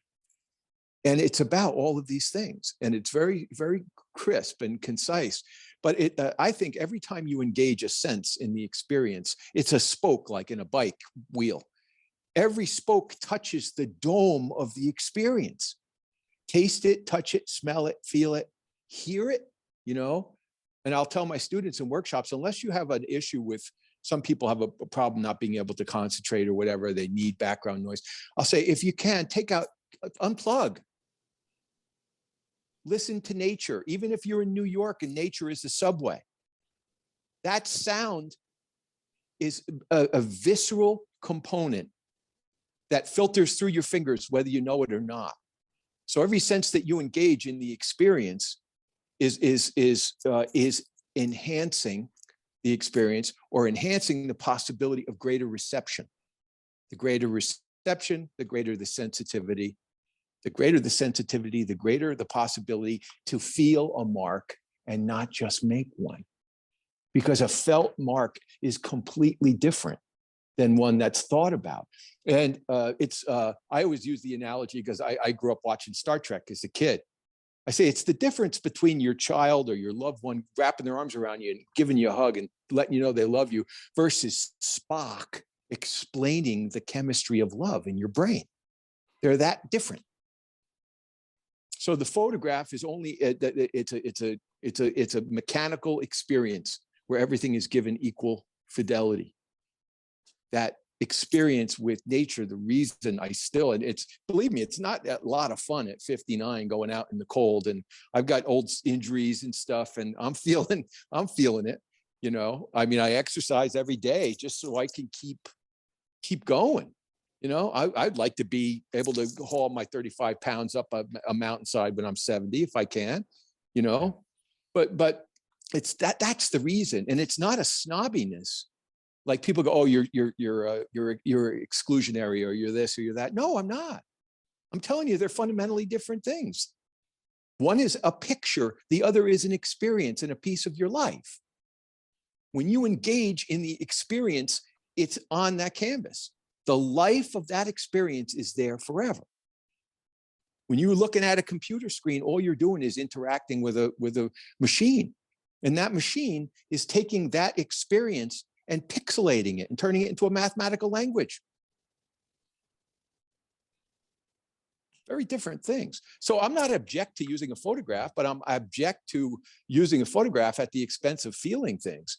And feeling a mark is a really hard thing to do when people are intellectual, because when you use your head, you feel like you can control everything. That's what people live in their head. And I used to teach figure drawing, okay? And I would have the students do 61-minute poses. People would be like, what could you do in a minute? It's amazing what you can do in a minute on a gesture. If you get the main line of action, the line that counters it, angle of the head versus the angle of the shoulders versus the angle of the hips, center line of the figure. It's fascinating how quickly you can get to the essence of something. But I had students that could not make a single mark. They didn't trust themselves. They were here. They weren't here, because that requires self-trust. So I'd say to people, look, if you can't do it, then I'll use the old yoga trick. Exhale into the mark. Take a deep breath, exhale, because you can't control and exhale at the same time. And that's kind of helped. But what happens when, you know, because we're all in different stages, and this might sound esoteric, so I'm sorry, but this is equally important as these other things in my experience, because I've been on both sides of it. I've been very shut off emotionally after all the crap I went through in my life early on. And I had to change that. And because my paintings were getting tighter and stiffer, and I had nothing to give them. That combination of mind, body, and spirit is really powerful, and they're all equally important. And if you don't develop all of them, and then you've got your stool is missing a leg, you know. And so what happened is the thing about feeling a mark has to do with trust. You got to be open enough to trust, and trust yourself to make that mark and put it down. And so even in the little drawings that I'm doing, I keep trying to force my hand further than where I'm comfortable. Again, it's that connecting this to that first. It's finding the beauty of how this is connected to that, and finding the beauty, not just the thing. And the beauty is in the feeling, and the beauty is in the connection. Mm-hmm. And that's why I say it's the primacy of all of this is the beginning. And I'll give you a funny analogy. So when I'm working with a student, I'll say, guys, it's all about the start. And they'll go, well, give me an example. I'll say, okay, I had a friend years ago, and his tragic flaw was that he was always interested in people who are already attached, right? And so, you know, he'd be like, well, I think she's getting out of the relationship and blah, blah, blah. So he'd be sitting there and listening and holding their hand, and he'd be there for them. And, you know, in the middle of the night and this and that. And he goes, well, I think this is going to be the one. I said, she's never going to be the one. He said, what are you talking about? I said, you're always going to be that guy. You're not going to be the guy that she saw from across the room and said, I've got to meet that guy. Oh my God, I got to meet that person. You're the one who all relationships, and including how a painting starts, it's all how it starts, not how you finish. All the elan or flair at the end, if you start really tight and you try to add zip at the end, you're putting whipped cream on a cinder block, man. It's still a cinder block underneath. You start with beauty and connection and movement. Yeah. That's, like I said, that's the penultimate for me. That's what I try to do. And I say to the people that I work with, look, anybody can spend 12 weeks on a figure drawing and measure and check and measure and check and use a plumb line and eventually get something that looks solid. But are you able to get the essence of that thing in 5 minutes? Are you able to get the essence of it? The refining is actually a lot easier than getting the essence. And it is like, how does it feel? Like when my son was really little, he was in this elementary school. I just used to love to go pick him up at school. It was like one of those 1930s brick buildings. And there were little self-portraits in clay that the kids made of themselves. And they went all the way down the hallway. And the amazing thing is you could actually pick some of the kids out. Like somehow in that crude desire to say something, they caught more of the essence of that kid than a painter who's sitting there rendering a photograph. And so I think, what if you look at every experience like that? If you look at painting a portrait like that, you know, I love painting portraits. I did it. I did it for a year and a half straight every week. I haven't done one in a while, but I only want to paint people I care about, you know, for this very reason. You know, like the portrait you just did of your wife. I think that's really important. Yeah. You know, and so and I think we get lost. People get in the weeds when they study, and I'm going to get crucified for this, but I'm going to say it anyway. You know, people spend months doing color charts, right? Color charts. Well, shit, that chip of color is only relative to the ones that are around it. On any color chart anyway. You think because you figured out exactly what percentage of yellow ochre you mixed with, you know, ultramarine blue, that it's going to get you that color? No, that color is perceived by the colors around it. And it's like, the sooner you want to learn about color, go paint outside. Paint all seasons, paint every effect. And what's going to happen is you're going to learn about color a lot faster. And you're going to learn about it in a way that's germane to solving a problem. It's not theoretical. And so there's all these, let me ask you something on that. Just on the color chart specifically. I've never made a color chart. Have you ever made a color chart? Only in art school when I was forced to. And you know what? I don't remember a damn thing about it, Andrew. I learned about color through painting all outside, painting all seasons, all light effects. Every time, you know, it's a thing about Corot, okay? Early Corot, my God, his painting Bridget Narny that he did in 1829, I think it was. I mean, what people don't understand about what Corot was doing, Corot was, he was a modernist at the time. Most of those painters that converged on Rome, they were from all over Europe, from England, from Scandinavia. They all came in the 1820s. A lot of them were treating the landscape like a still life. They would draw it real carefully and they would just fill in all the shapes. Corot was doing something revolutionary, and it was at the time revolutionary. He said, when painting outdoors, it should be like a child blowing up a balloon. With every breath, it affects the whole thing. So he was working the entire painting simultaneously. Wow. And what he was doing was getting to specific harmonies, right? And it's one of the reasons I teach in underpainting. If you freeze an effect of light very effectively, it's completely singular. There'll be nothing like it. A lot of people inadvertently paint in a very general way, right? And I say, no, I want you to get a good drawing down first. That's rhythmic, connected, hierarchical. And then we're going to put down all the darks that tell the tale of form and character and atmosphere, you know, and paying specific attention in the underpainting to character along the edge of the shadow shape. The character along the edge of the shadow shape is what makes two things different from each other. And so I had this dream, man, you're going to love this. And I was trying to think of how old I was. It was quite a few years ago now, maybe 18 years ago. And it was on a New Year's Eve. I'd been struggling, frankly, trying to find who I was with my work and all that kind of stuff. And I remember a friend saying to me one time, well, what's it like? And I said, well, I feel like I'm not wearing the right size jacket. That's what it feels like. And he said to me, do you ever have moments where it's working? I said, yeah. And he was a physical therapist. The guy was brilliant. And he said, Joe, and the next time that happens, be conscious of what it feels like to make that mark, how it feels in your body, not in your head. And I started doing that. And then all of a sudden I had this dream. Andrew, I swear to you, like this was somebody talking to me.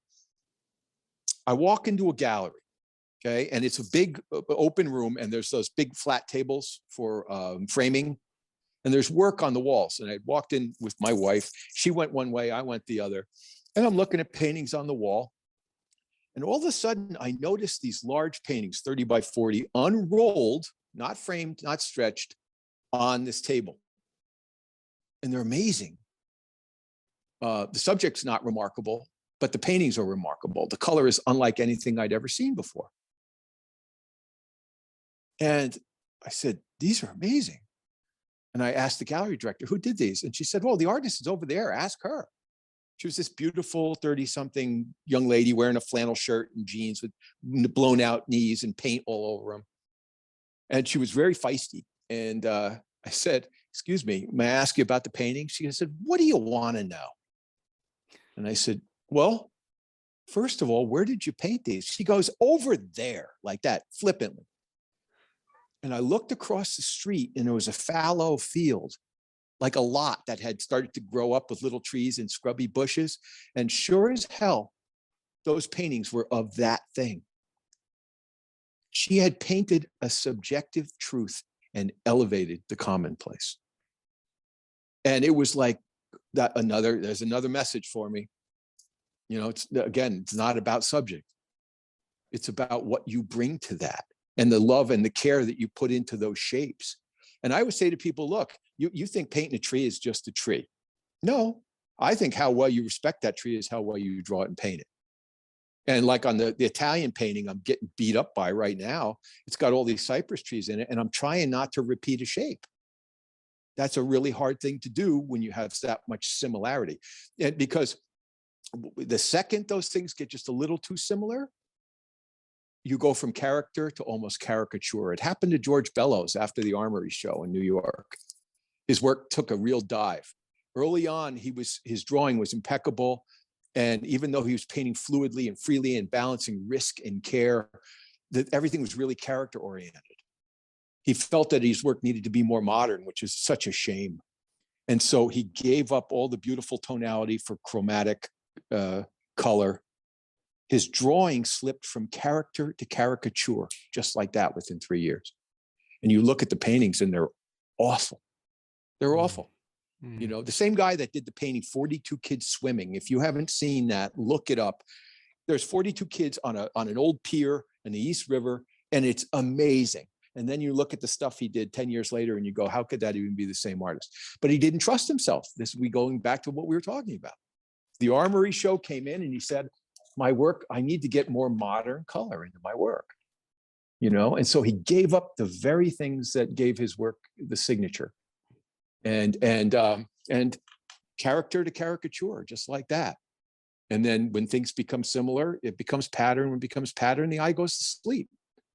So how do you keep the eye excited on all quadrants of the canvas and yet still have hierarchy and yet still have, movement, all those things? I think it's a great study for sure for us to, it lives for me. That's the kind of stuff I think about.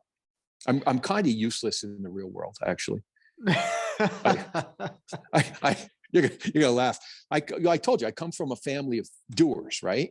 Yeah. My dad built the house I grew up in. Okay. Wow. My brothers could tear down a wall or rip apart a carburetor. I make pictures. That's what I do, right? Yeah. So, yeah.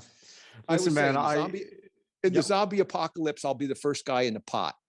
Dude, no, okay, I was just about to say something like that because, in a situation where we're facing like international or a global calamity or whatever, no one Yeah. needs an artist. No one needs an No. artist, and Yeah. we experienced this in the past. This has been the experience, and it's what caused me to lose my business way back in wow, going on maybe about 7 or 8 years ago. Because when the global financial, and people listening to the podcast would have heard this before, so apologies for repeating myself, but when the financial crisis hit in Perth and Western Australia, it wasn't 2008. It was much later because we're insulated by a strong resource sector. Yes. So when the economy just tanked, I was caught in that position. Who needs an artist? Because no one's buying art. The essentials are always there, but the luxuries is what goes. And so Yeah. I had a pretty high opinion of myself because I thought what I did was the most important thing in the world. Just ask me. But then it was like, well, hang on a Didn't second. seeing your son born change all that? When I That's a, saw my kids yeah. born, I thought art was like this thing, okay? Like up here. Like I had just dreamed of a great art and all that. And that's the paragon. And then when my first daughter was born, because I cut the umbilical cord for all my children, the miracle of that, it just made it put art in a different place for me. Even though I love it and it's so much of who I am and all that, it's not life, Well, I tell you what, though, man, it made me seeing Hugo born, and again, so I cut the cord as well, and seeing him born, I was it built a fire under me that I haven't experienced in years. It was just like, man, I have got to get this together quick, and Yeah. I'm doing okay. All right, I'm doing okay. But the thing is I just immediately just felt this amazing wave of love, but at the same time terror and responsibility, and just going, okay, I'm Yeah, gonna they do often every. come together, don't they? Oh, it's you can't even put it in words. But look, I want to just go back to what you're saying. So talking to you, I feel a little bit right now. Forgive this, but you remember the Cat in the Hat? I remember Of this. course. I I remember used to read it all the time with kids. I've got this image in my head of the Cat in the Hat juggling all this stuff, and it's precariously balanced up in the air, and it's a disaster waiting to happen. I'm feeling a little bit like that at the moment. It's like you've got to juggle all of these things, and it's a bit of a dance because you're doing the dance, you're maintaining all this stuff, you're using these things that are available to you as a tool. You don't want to completely withdraw, but at the same time, you want to maintain that authenticity. Stupid question, forgive me. How do you do it? Because I'm still working that out, man. It's like, how do you maintain that honesty? And what this conversation's doing for me right now is it's going, okay, go back to the basics, go back to truth, get in touch with this, and focus there. Mhm. Then worry about the other stuff. But that's first. That's first. So Well, that's the funny thing is sometimes it's it's like there was a phrase, an old phrase in America years ago. They say, you can't swing a dead cat without hitting, you can't swing a dead cat without hitting either a bitter artist or somebody who's disenfranchised. So we've got to figure out like what the teaching allowed me was the opportunity to keep developing this aspect of myself.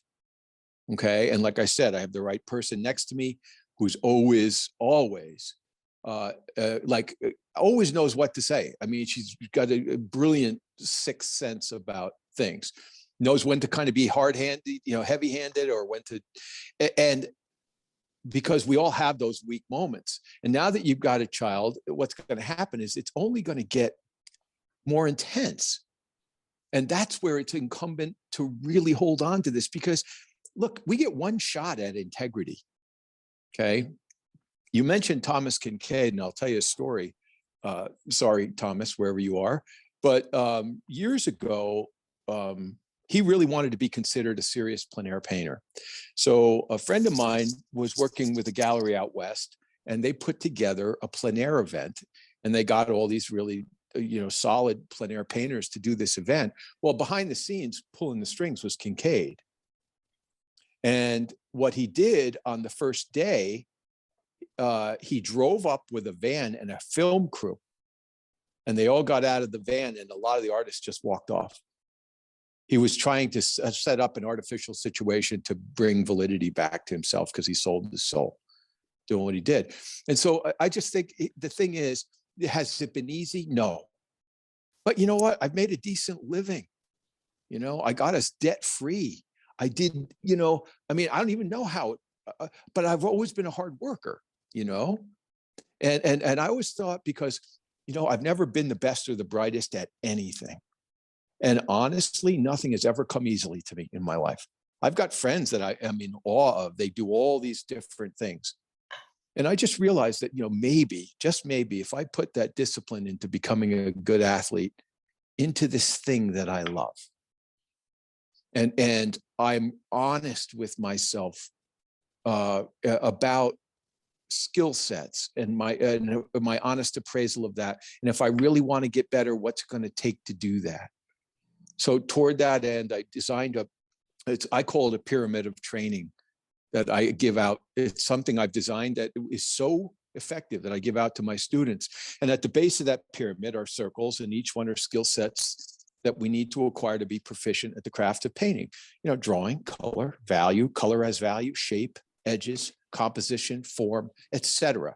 You know, I always have a blank one at the end, and they go, "What's that for?" I said, "Anything." Ego is a good one to put in there, but put them on converging tracks, right? Like a pyramid, and like a real master painter.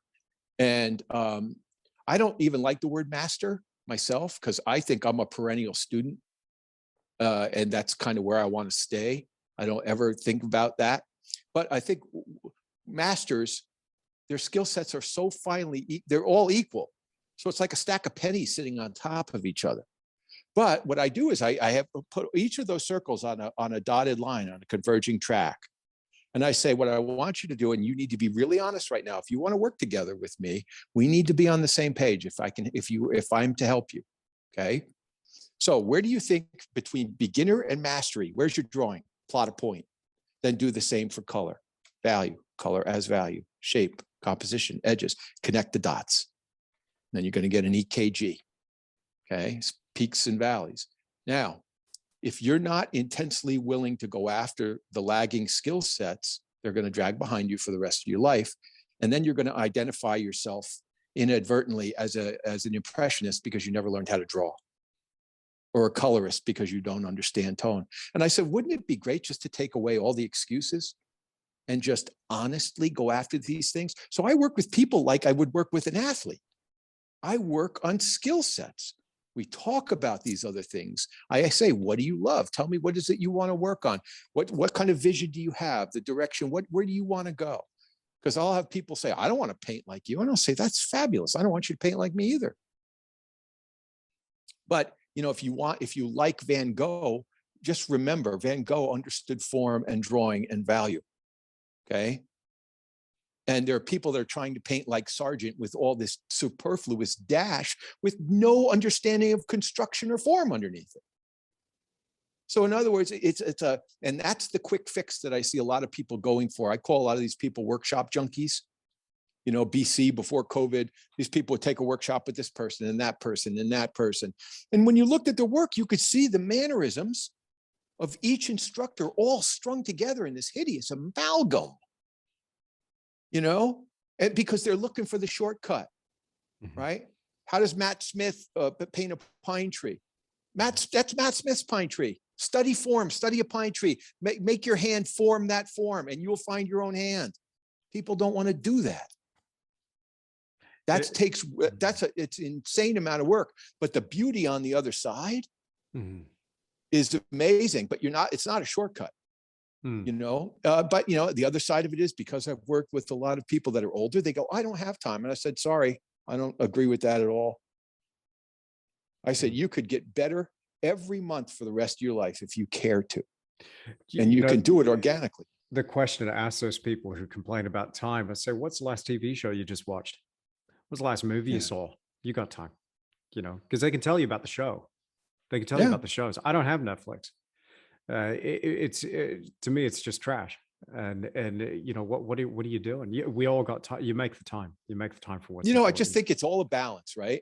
I have a friend who you need to have on this show, Andrew Evenson. I think he's the finest watercolorist I've ever seen in my life. He's that good. Okay. And he's just a wonderful guy, but he lives a full life. Mm-hmm. He goes to deer camp, goes hunting, you know, he goes fishing with his brothers. His whole life isn't just art. Mm-hmm. The art is a byproduct of a life well lived. There's a balance. I mean, believe me, I'm obsessed with this like I'm sure you are. I went home last night, just a little sketch, even though I'll probably throw it away. It was just, I want to do something, you know, and I'm always studying. I'm always reading. I'm always like the idea of touching that thing that I feel when I'm in front of something, when I'm in front of the grandness of nature, that thing that I feel, you know, it's that thing that you feel when you hold your child or somebody you love, or the first signs of spring, you know, the smell of the first snow, you know, there's all of these things. And it's just like, man, you know, and you're going to watch reality TV. You know, so I was teaching for 26 years. I taught a regular class, spring and fall, Wednesday night, Thursday night at my studio. I have a full house both nights. But on the first night, I'd say to everybody, look, guys, you don't have to go to an atelier, and not that they're bad, they're fine, but you do not have to go to an atelier to become a good painter. Don't be fooled. You don't have to go somewhere for 5 years and be in a cube and do site size and do all this stuff. It's a great thing. If you can afford to do that, you can have the time and go and do it if you can. Okay. The point is, just because it's a Wednesday night, it doesn't mean it's an excuse for you to be any less than extraordinary for you. So why don't we make this night extraordinary every time you come in here? This is a sacred space, my space. When you come in here, we're going to go to work. We're going to have fun. I have a great time. I laugh with everybody, but I'm really direct and clear. And I say, look, if you want to be here, you want to be here and you want to get better, because I want you to see what you're capable of doing. Wow. And what's amazing is the work that came out of the studio. And by 7 o'clock, class started at 6 o'clock in the evening. By 7 o'clock, there would be this quiet in the room, this energy, and it was magical. And then you see these people do something they never thought they'd ever be able to do. And to me, that's amazing. And I go, this is just the tip of the iceberg. What do you want? And so, see, if you think I'm being hard on you, or if you think that this is a pissing match, I'm asserting myself over you, you're wrong. My job is only to help you while you're here. That's it. And that's all I think about. When I go home, I go home. When I'm in the studio, when I'm painting, I'm painting.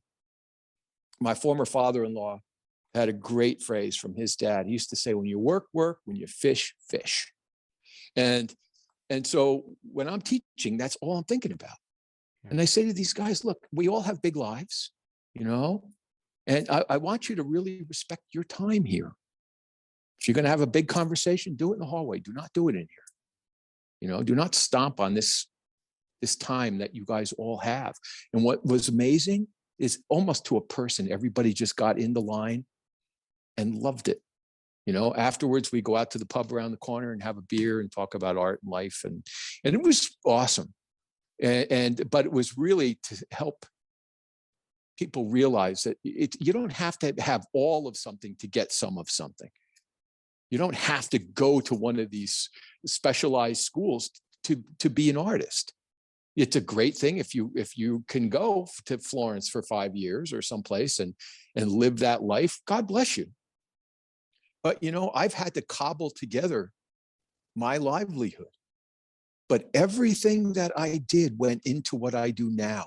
All those years as a designer, oh my God, it's been so helpful as a painter. I even teach a composition and design course for painters that I put together myself that's really effective.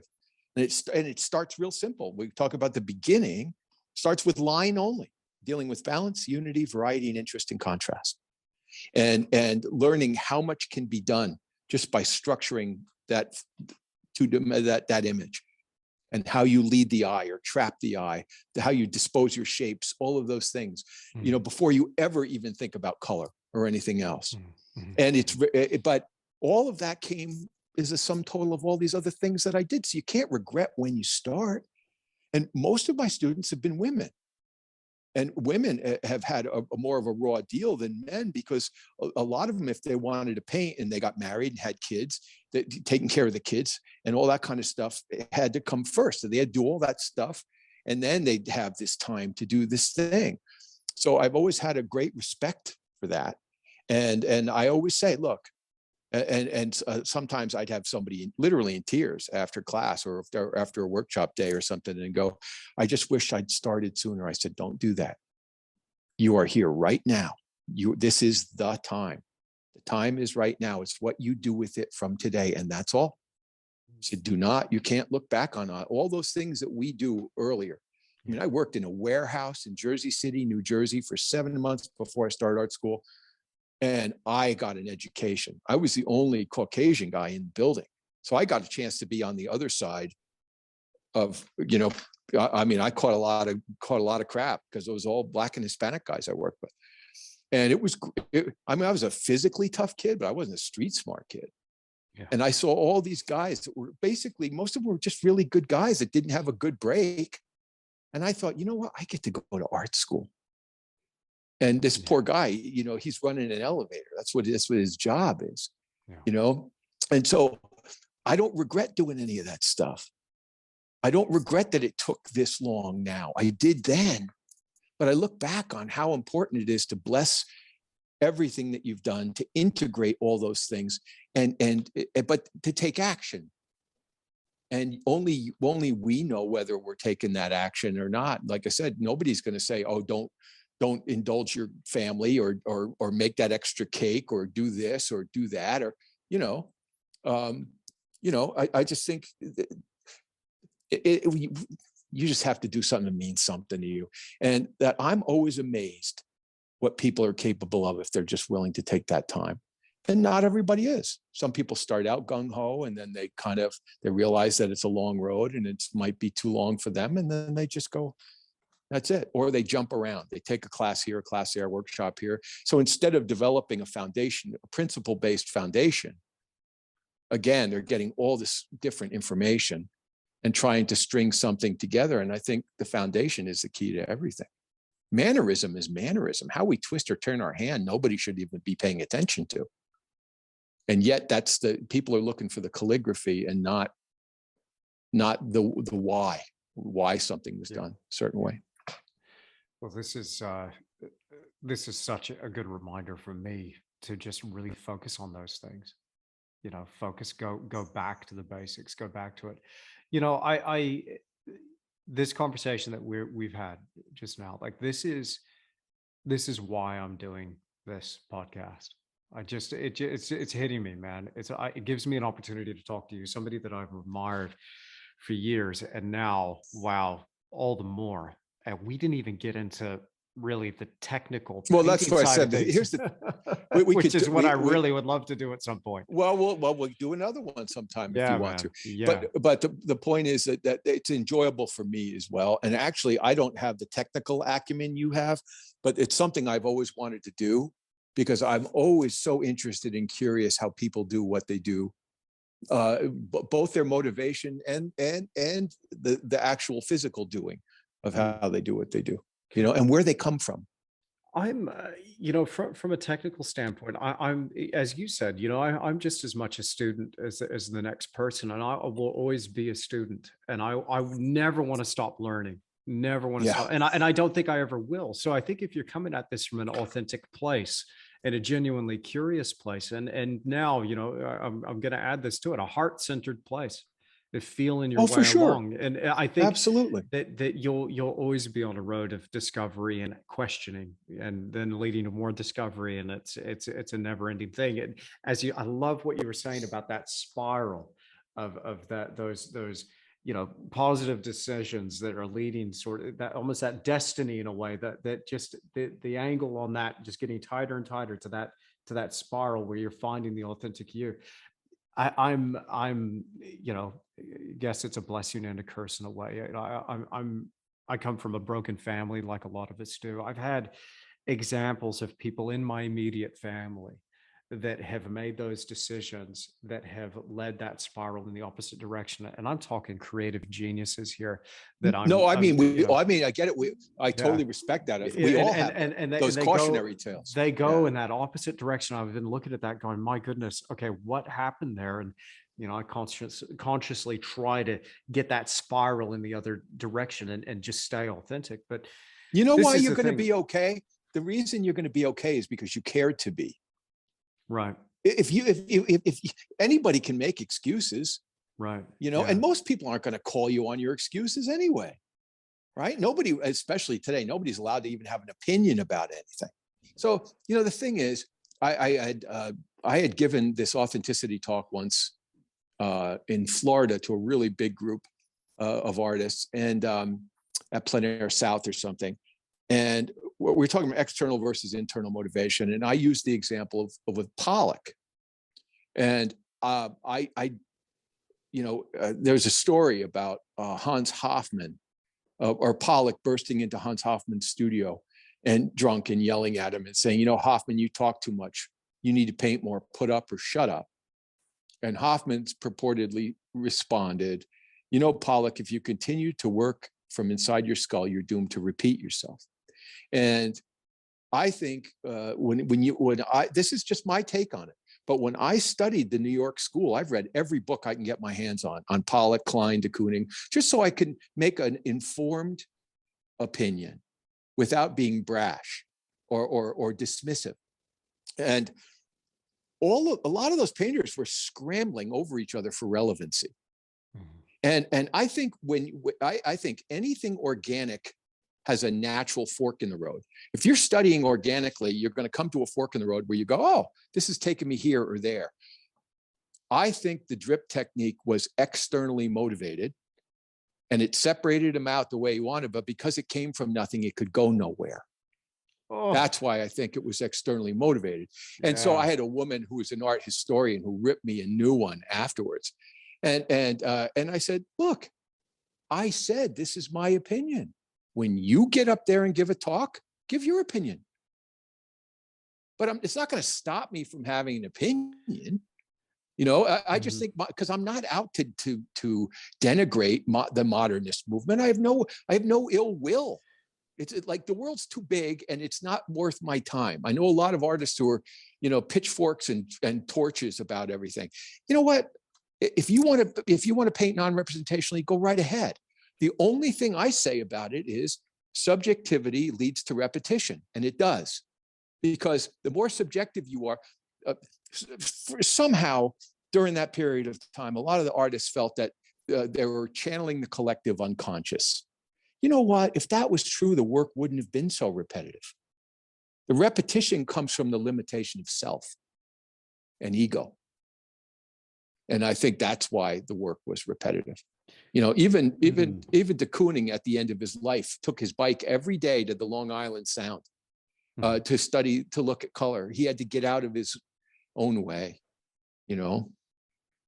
So it's not that I have anything against their work. I just think if you look at people's work, you look at that level of repetition, you know, and I think that's what was happening when Kenneth Nolan came around. I think Clement Greenberg said something to Pollock about Kenneth Nolan being the next thing, you know, after, you know, abstract expressionism. Pollock was livid and they kept saying, well, Jackson, what's next? There wasn't anything next. So he killed himself. He couldn't go, he couldn't take it anywhere. Where is he going to go from there? Yeah. Unless he completely adopted a new ism, right? It's hard to keep that thing going, man.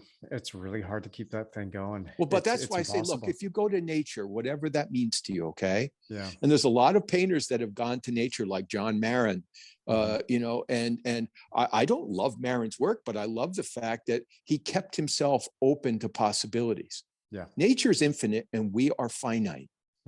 The problem with the 20th century is we've come to that, you know, artists love to bandy about certain phrases. And one of them was from Pollock, who said, nature, what do you mean nature? I am nature.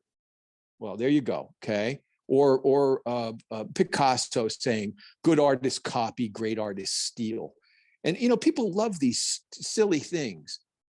How about you just go out into the world and find what's yours and study honestly and see where it takes you? You know why? Because it's too damn hard. Because it takes time and it takes investment and it takes a real risk to adopt the mannerisms of someone else. Like I said, it's like Hannibal Lecter cutting off somebody's face and plastering on his own. Well, you are, Emerson said it, you become a poor shadow of another individual. And when I look at somebody's painting and I see somebody else's work, no matter how well it's done, I just think it's really unfortunate. Wow. That's all. Yeah. Yeah. That's. And that's what I mean. Life's too short, right? I mean, if you want to leave something behind, besides the love that you give and get in your life, well, why not think about how you connect to a subject instead of thinking about what the gallery is wanting from you? Like I said, I understand it, and people all justify it. I've got to provide for a family. I've got to do this. I got to do that. Yada, yada, yada, yada. Okay. I get it. I've had to do it all. I've had to support a family doing this, and I've done it doing these paintings somehow. Nobody's asking for this painting. No, the Tetons. They want the Tetons. They want or they want the Grand Canyon. Yeah. But you know what? You got to find the Grand Canyon in your backyard. It's there. Yes, man. Yes. I love that. I hope if you're listening to this, you just heard what Joe just said. Please tell me you're going to write that down right now. That is beautiful. Joe, look, man, this has been such a treat, a real honor. Thank you so much for being here. Really want to thank you for being on the podcast. Before we go, that just seems like a perfect place to end it. But let me ask you, there's a lot of people out there that are listening to this that are wanting to get into art, or they're trying to find themselves, or maybe they've been out there doing it for a while, because I got a lot of professional artists listening to this as well. They've been out there doing it for a while, and maybe they've lost touch with that thing. What's one thing from Joe PAQUET? What's one thing that they might be able to just go, okay, you know what? I'm going to go get after it. Let me ask it this way, because I think, and this is a bit of a fun question that I often think about, because if I could go back, I would do some things differently. Of course I would. I know people say, like, you're talking about little phrases that people throw out, like artist ones, but there's one that everybody has, which is, oh, I have no regrets. I call BS on that. I have some regrets. I got some things that I would have done differently, of course, because now I have the benefit of the experience for sure. But if I could go back and do it again, I would have done something different, I'm sure. So what's one piece of advice you would offer your younger self if you could go back with this? I will speak to what you just said, though. I think the regret is what redirects you. And I think that's a good thing. And we all make mistakes. We all make bad choices. Unlike a doctor, it's only the painting that dies if we have a bad day. So all I say is, look, I'll answer it like this. I talk to my old mentor, John Osborne, every couple of weeks, and I'm so grateful. It's like getting to go back home. That's what it feels like. I studied with him for 4 years. That guy was so great to me, and he knew exactly how to handle me, But to be able to talk to him about this stuff, I said to him, when I talk to you and we get a chance to reminisce a little bit, I think the joy of it is remembering why you started. And the longer you do this, and the more pressure that is put upon you, or you put upon yourself, the further you get from that core of who you should be, for you, just for you, not for anyone else. I think you can get further and further away from that magic that started you. So that's the only thing I'd say to anybody starting. Just remember what it feels like to be doing that drawing, and remember what the joy of doing that, because there is a way to hold on to that, even through the shit storm of life that we all get, and the pressure and all the things that come to us. And I honestly, I don't know what I'd say to myself other than that. I'd say, just love what you do. Love what you do and do it as well as you can, and maybe a little better tomorrow. That's all. And then, after 20 or 30 years, you're going to be a whole lot better, and you're going to be a whole lot more consistent, and you're going to be able to experience that joy on a more regular basis. But joy is not something that I think is just intrinsic. I think joy is earned too.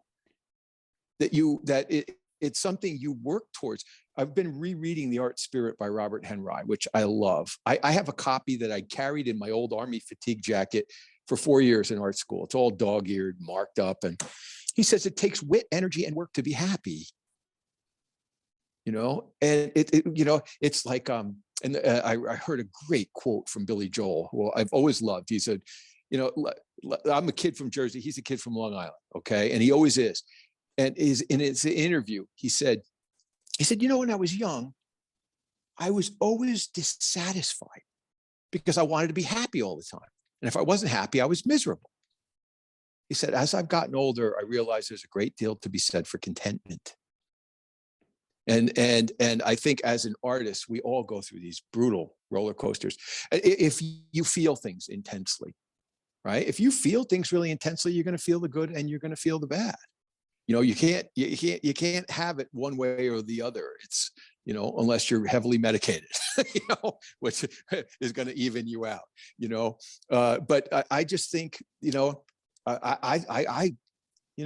experience something that intensely, that it does something to you viscerally and it changes you, like that chemistry of love that we talked about earlier, or like I said, that first scent of, something growing, bursting up out of the ground in springtime, or the smell of snow coming, or the sound of snow melting, or any of these things, they all have the possibility of being sublime.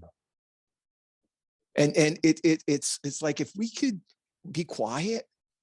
I think about that for myself. When I say we, I'm not talking at anybody. I speak strictly for myself. I spend a lot of time by myself. I walk every day, and I'm rarely plugged in when I'm walking. That's where I think the computer screen is deadly, because it's anything but those things. It's like the smell of your baby's head. What is that? I mean, like that kind of stuff does stuff to you. Does it? It's like magic things, and it's the best. So I don't know. I'm much of a dip. I was young anyway. I had my head in the clouds. Like I said, I was fortunate to have good parents, plus I was the fourth of 5 kids. So I got away with murder. While all the drama was happening above me, I was daydreaming and wandering around and doing stupid stuff. And I got a chance. See, the thing is that aspect, when a kid is on a computer now, instead of developing their own imagination, they're filling themselves with the imagery and the ideas of other people. They don't have the time to develop it themselves. So how are they ever going to get to a point where they trust that and they do it, unless they're quiet and they have a chance to do that? And that's where, as artists, I think that's really important too. And if you're plugged in, if you're looking at your damn Instagram account all the time, or thinking about the algorithm with this or that, you'd be better off taking a walk in the woods if you want to find out who you are, or at least to reconnect to who you are. Because who we are on Instagram is who we curate on Instagram. That's not who we are wholly at all. It's a avatar, kind of. Even if you're being honest with yourself, you're only showing a slice of things. It doesn't give the whole picture. And I think as a person, I just would like to continually develop, if I can, be a better dad, better teacher, better friend, better husband, a better artist. And the only way you do that is to get to know yourself. And I think the only way you get to do that is when you're quiet. And unplugging, I think, is really a big deal. So. Oh, Joe, what a treat. Again, I just want to thank you so much for being on this episode of The Creative Endeavor. Would love to do this again sometime. Oh, hey, anytime, man. This was, like I said, really terrific. What a joy to spend the time with you. My honor. So thank you.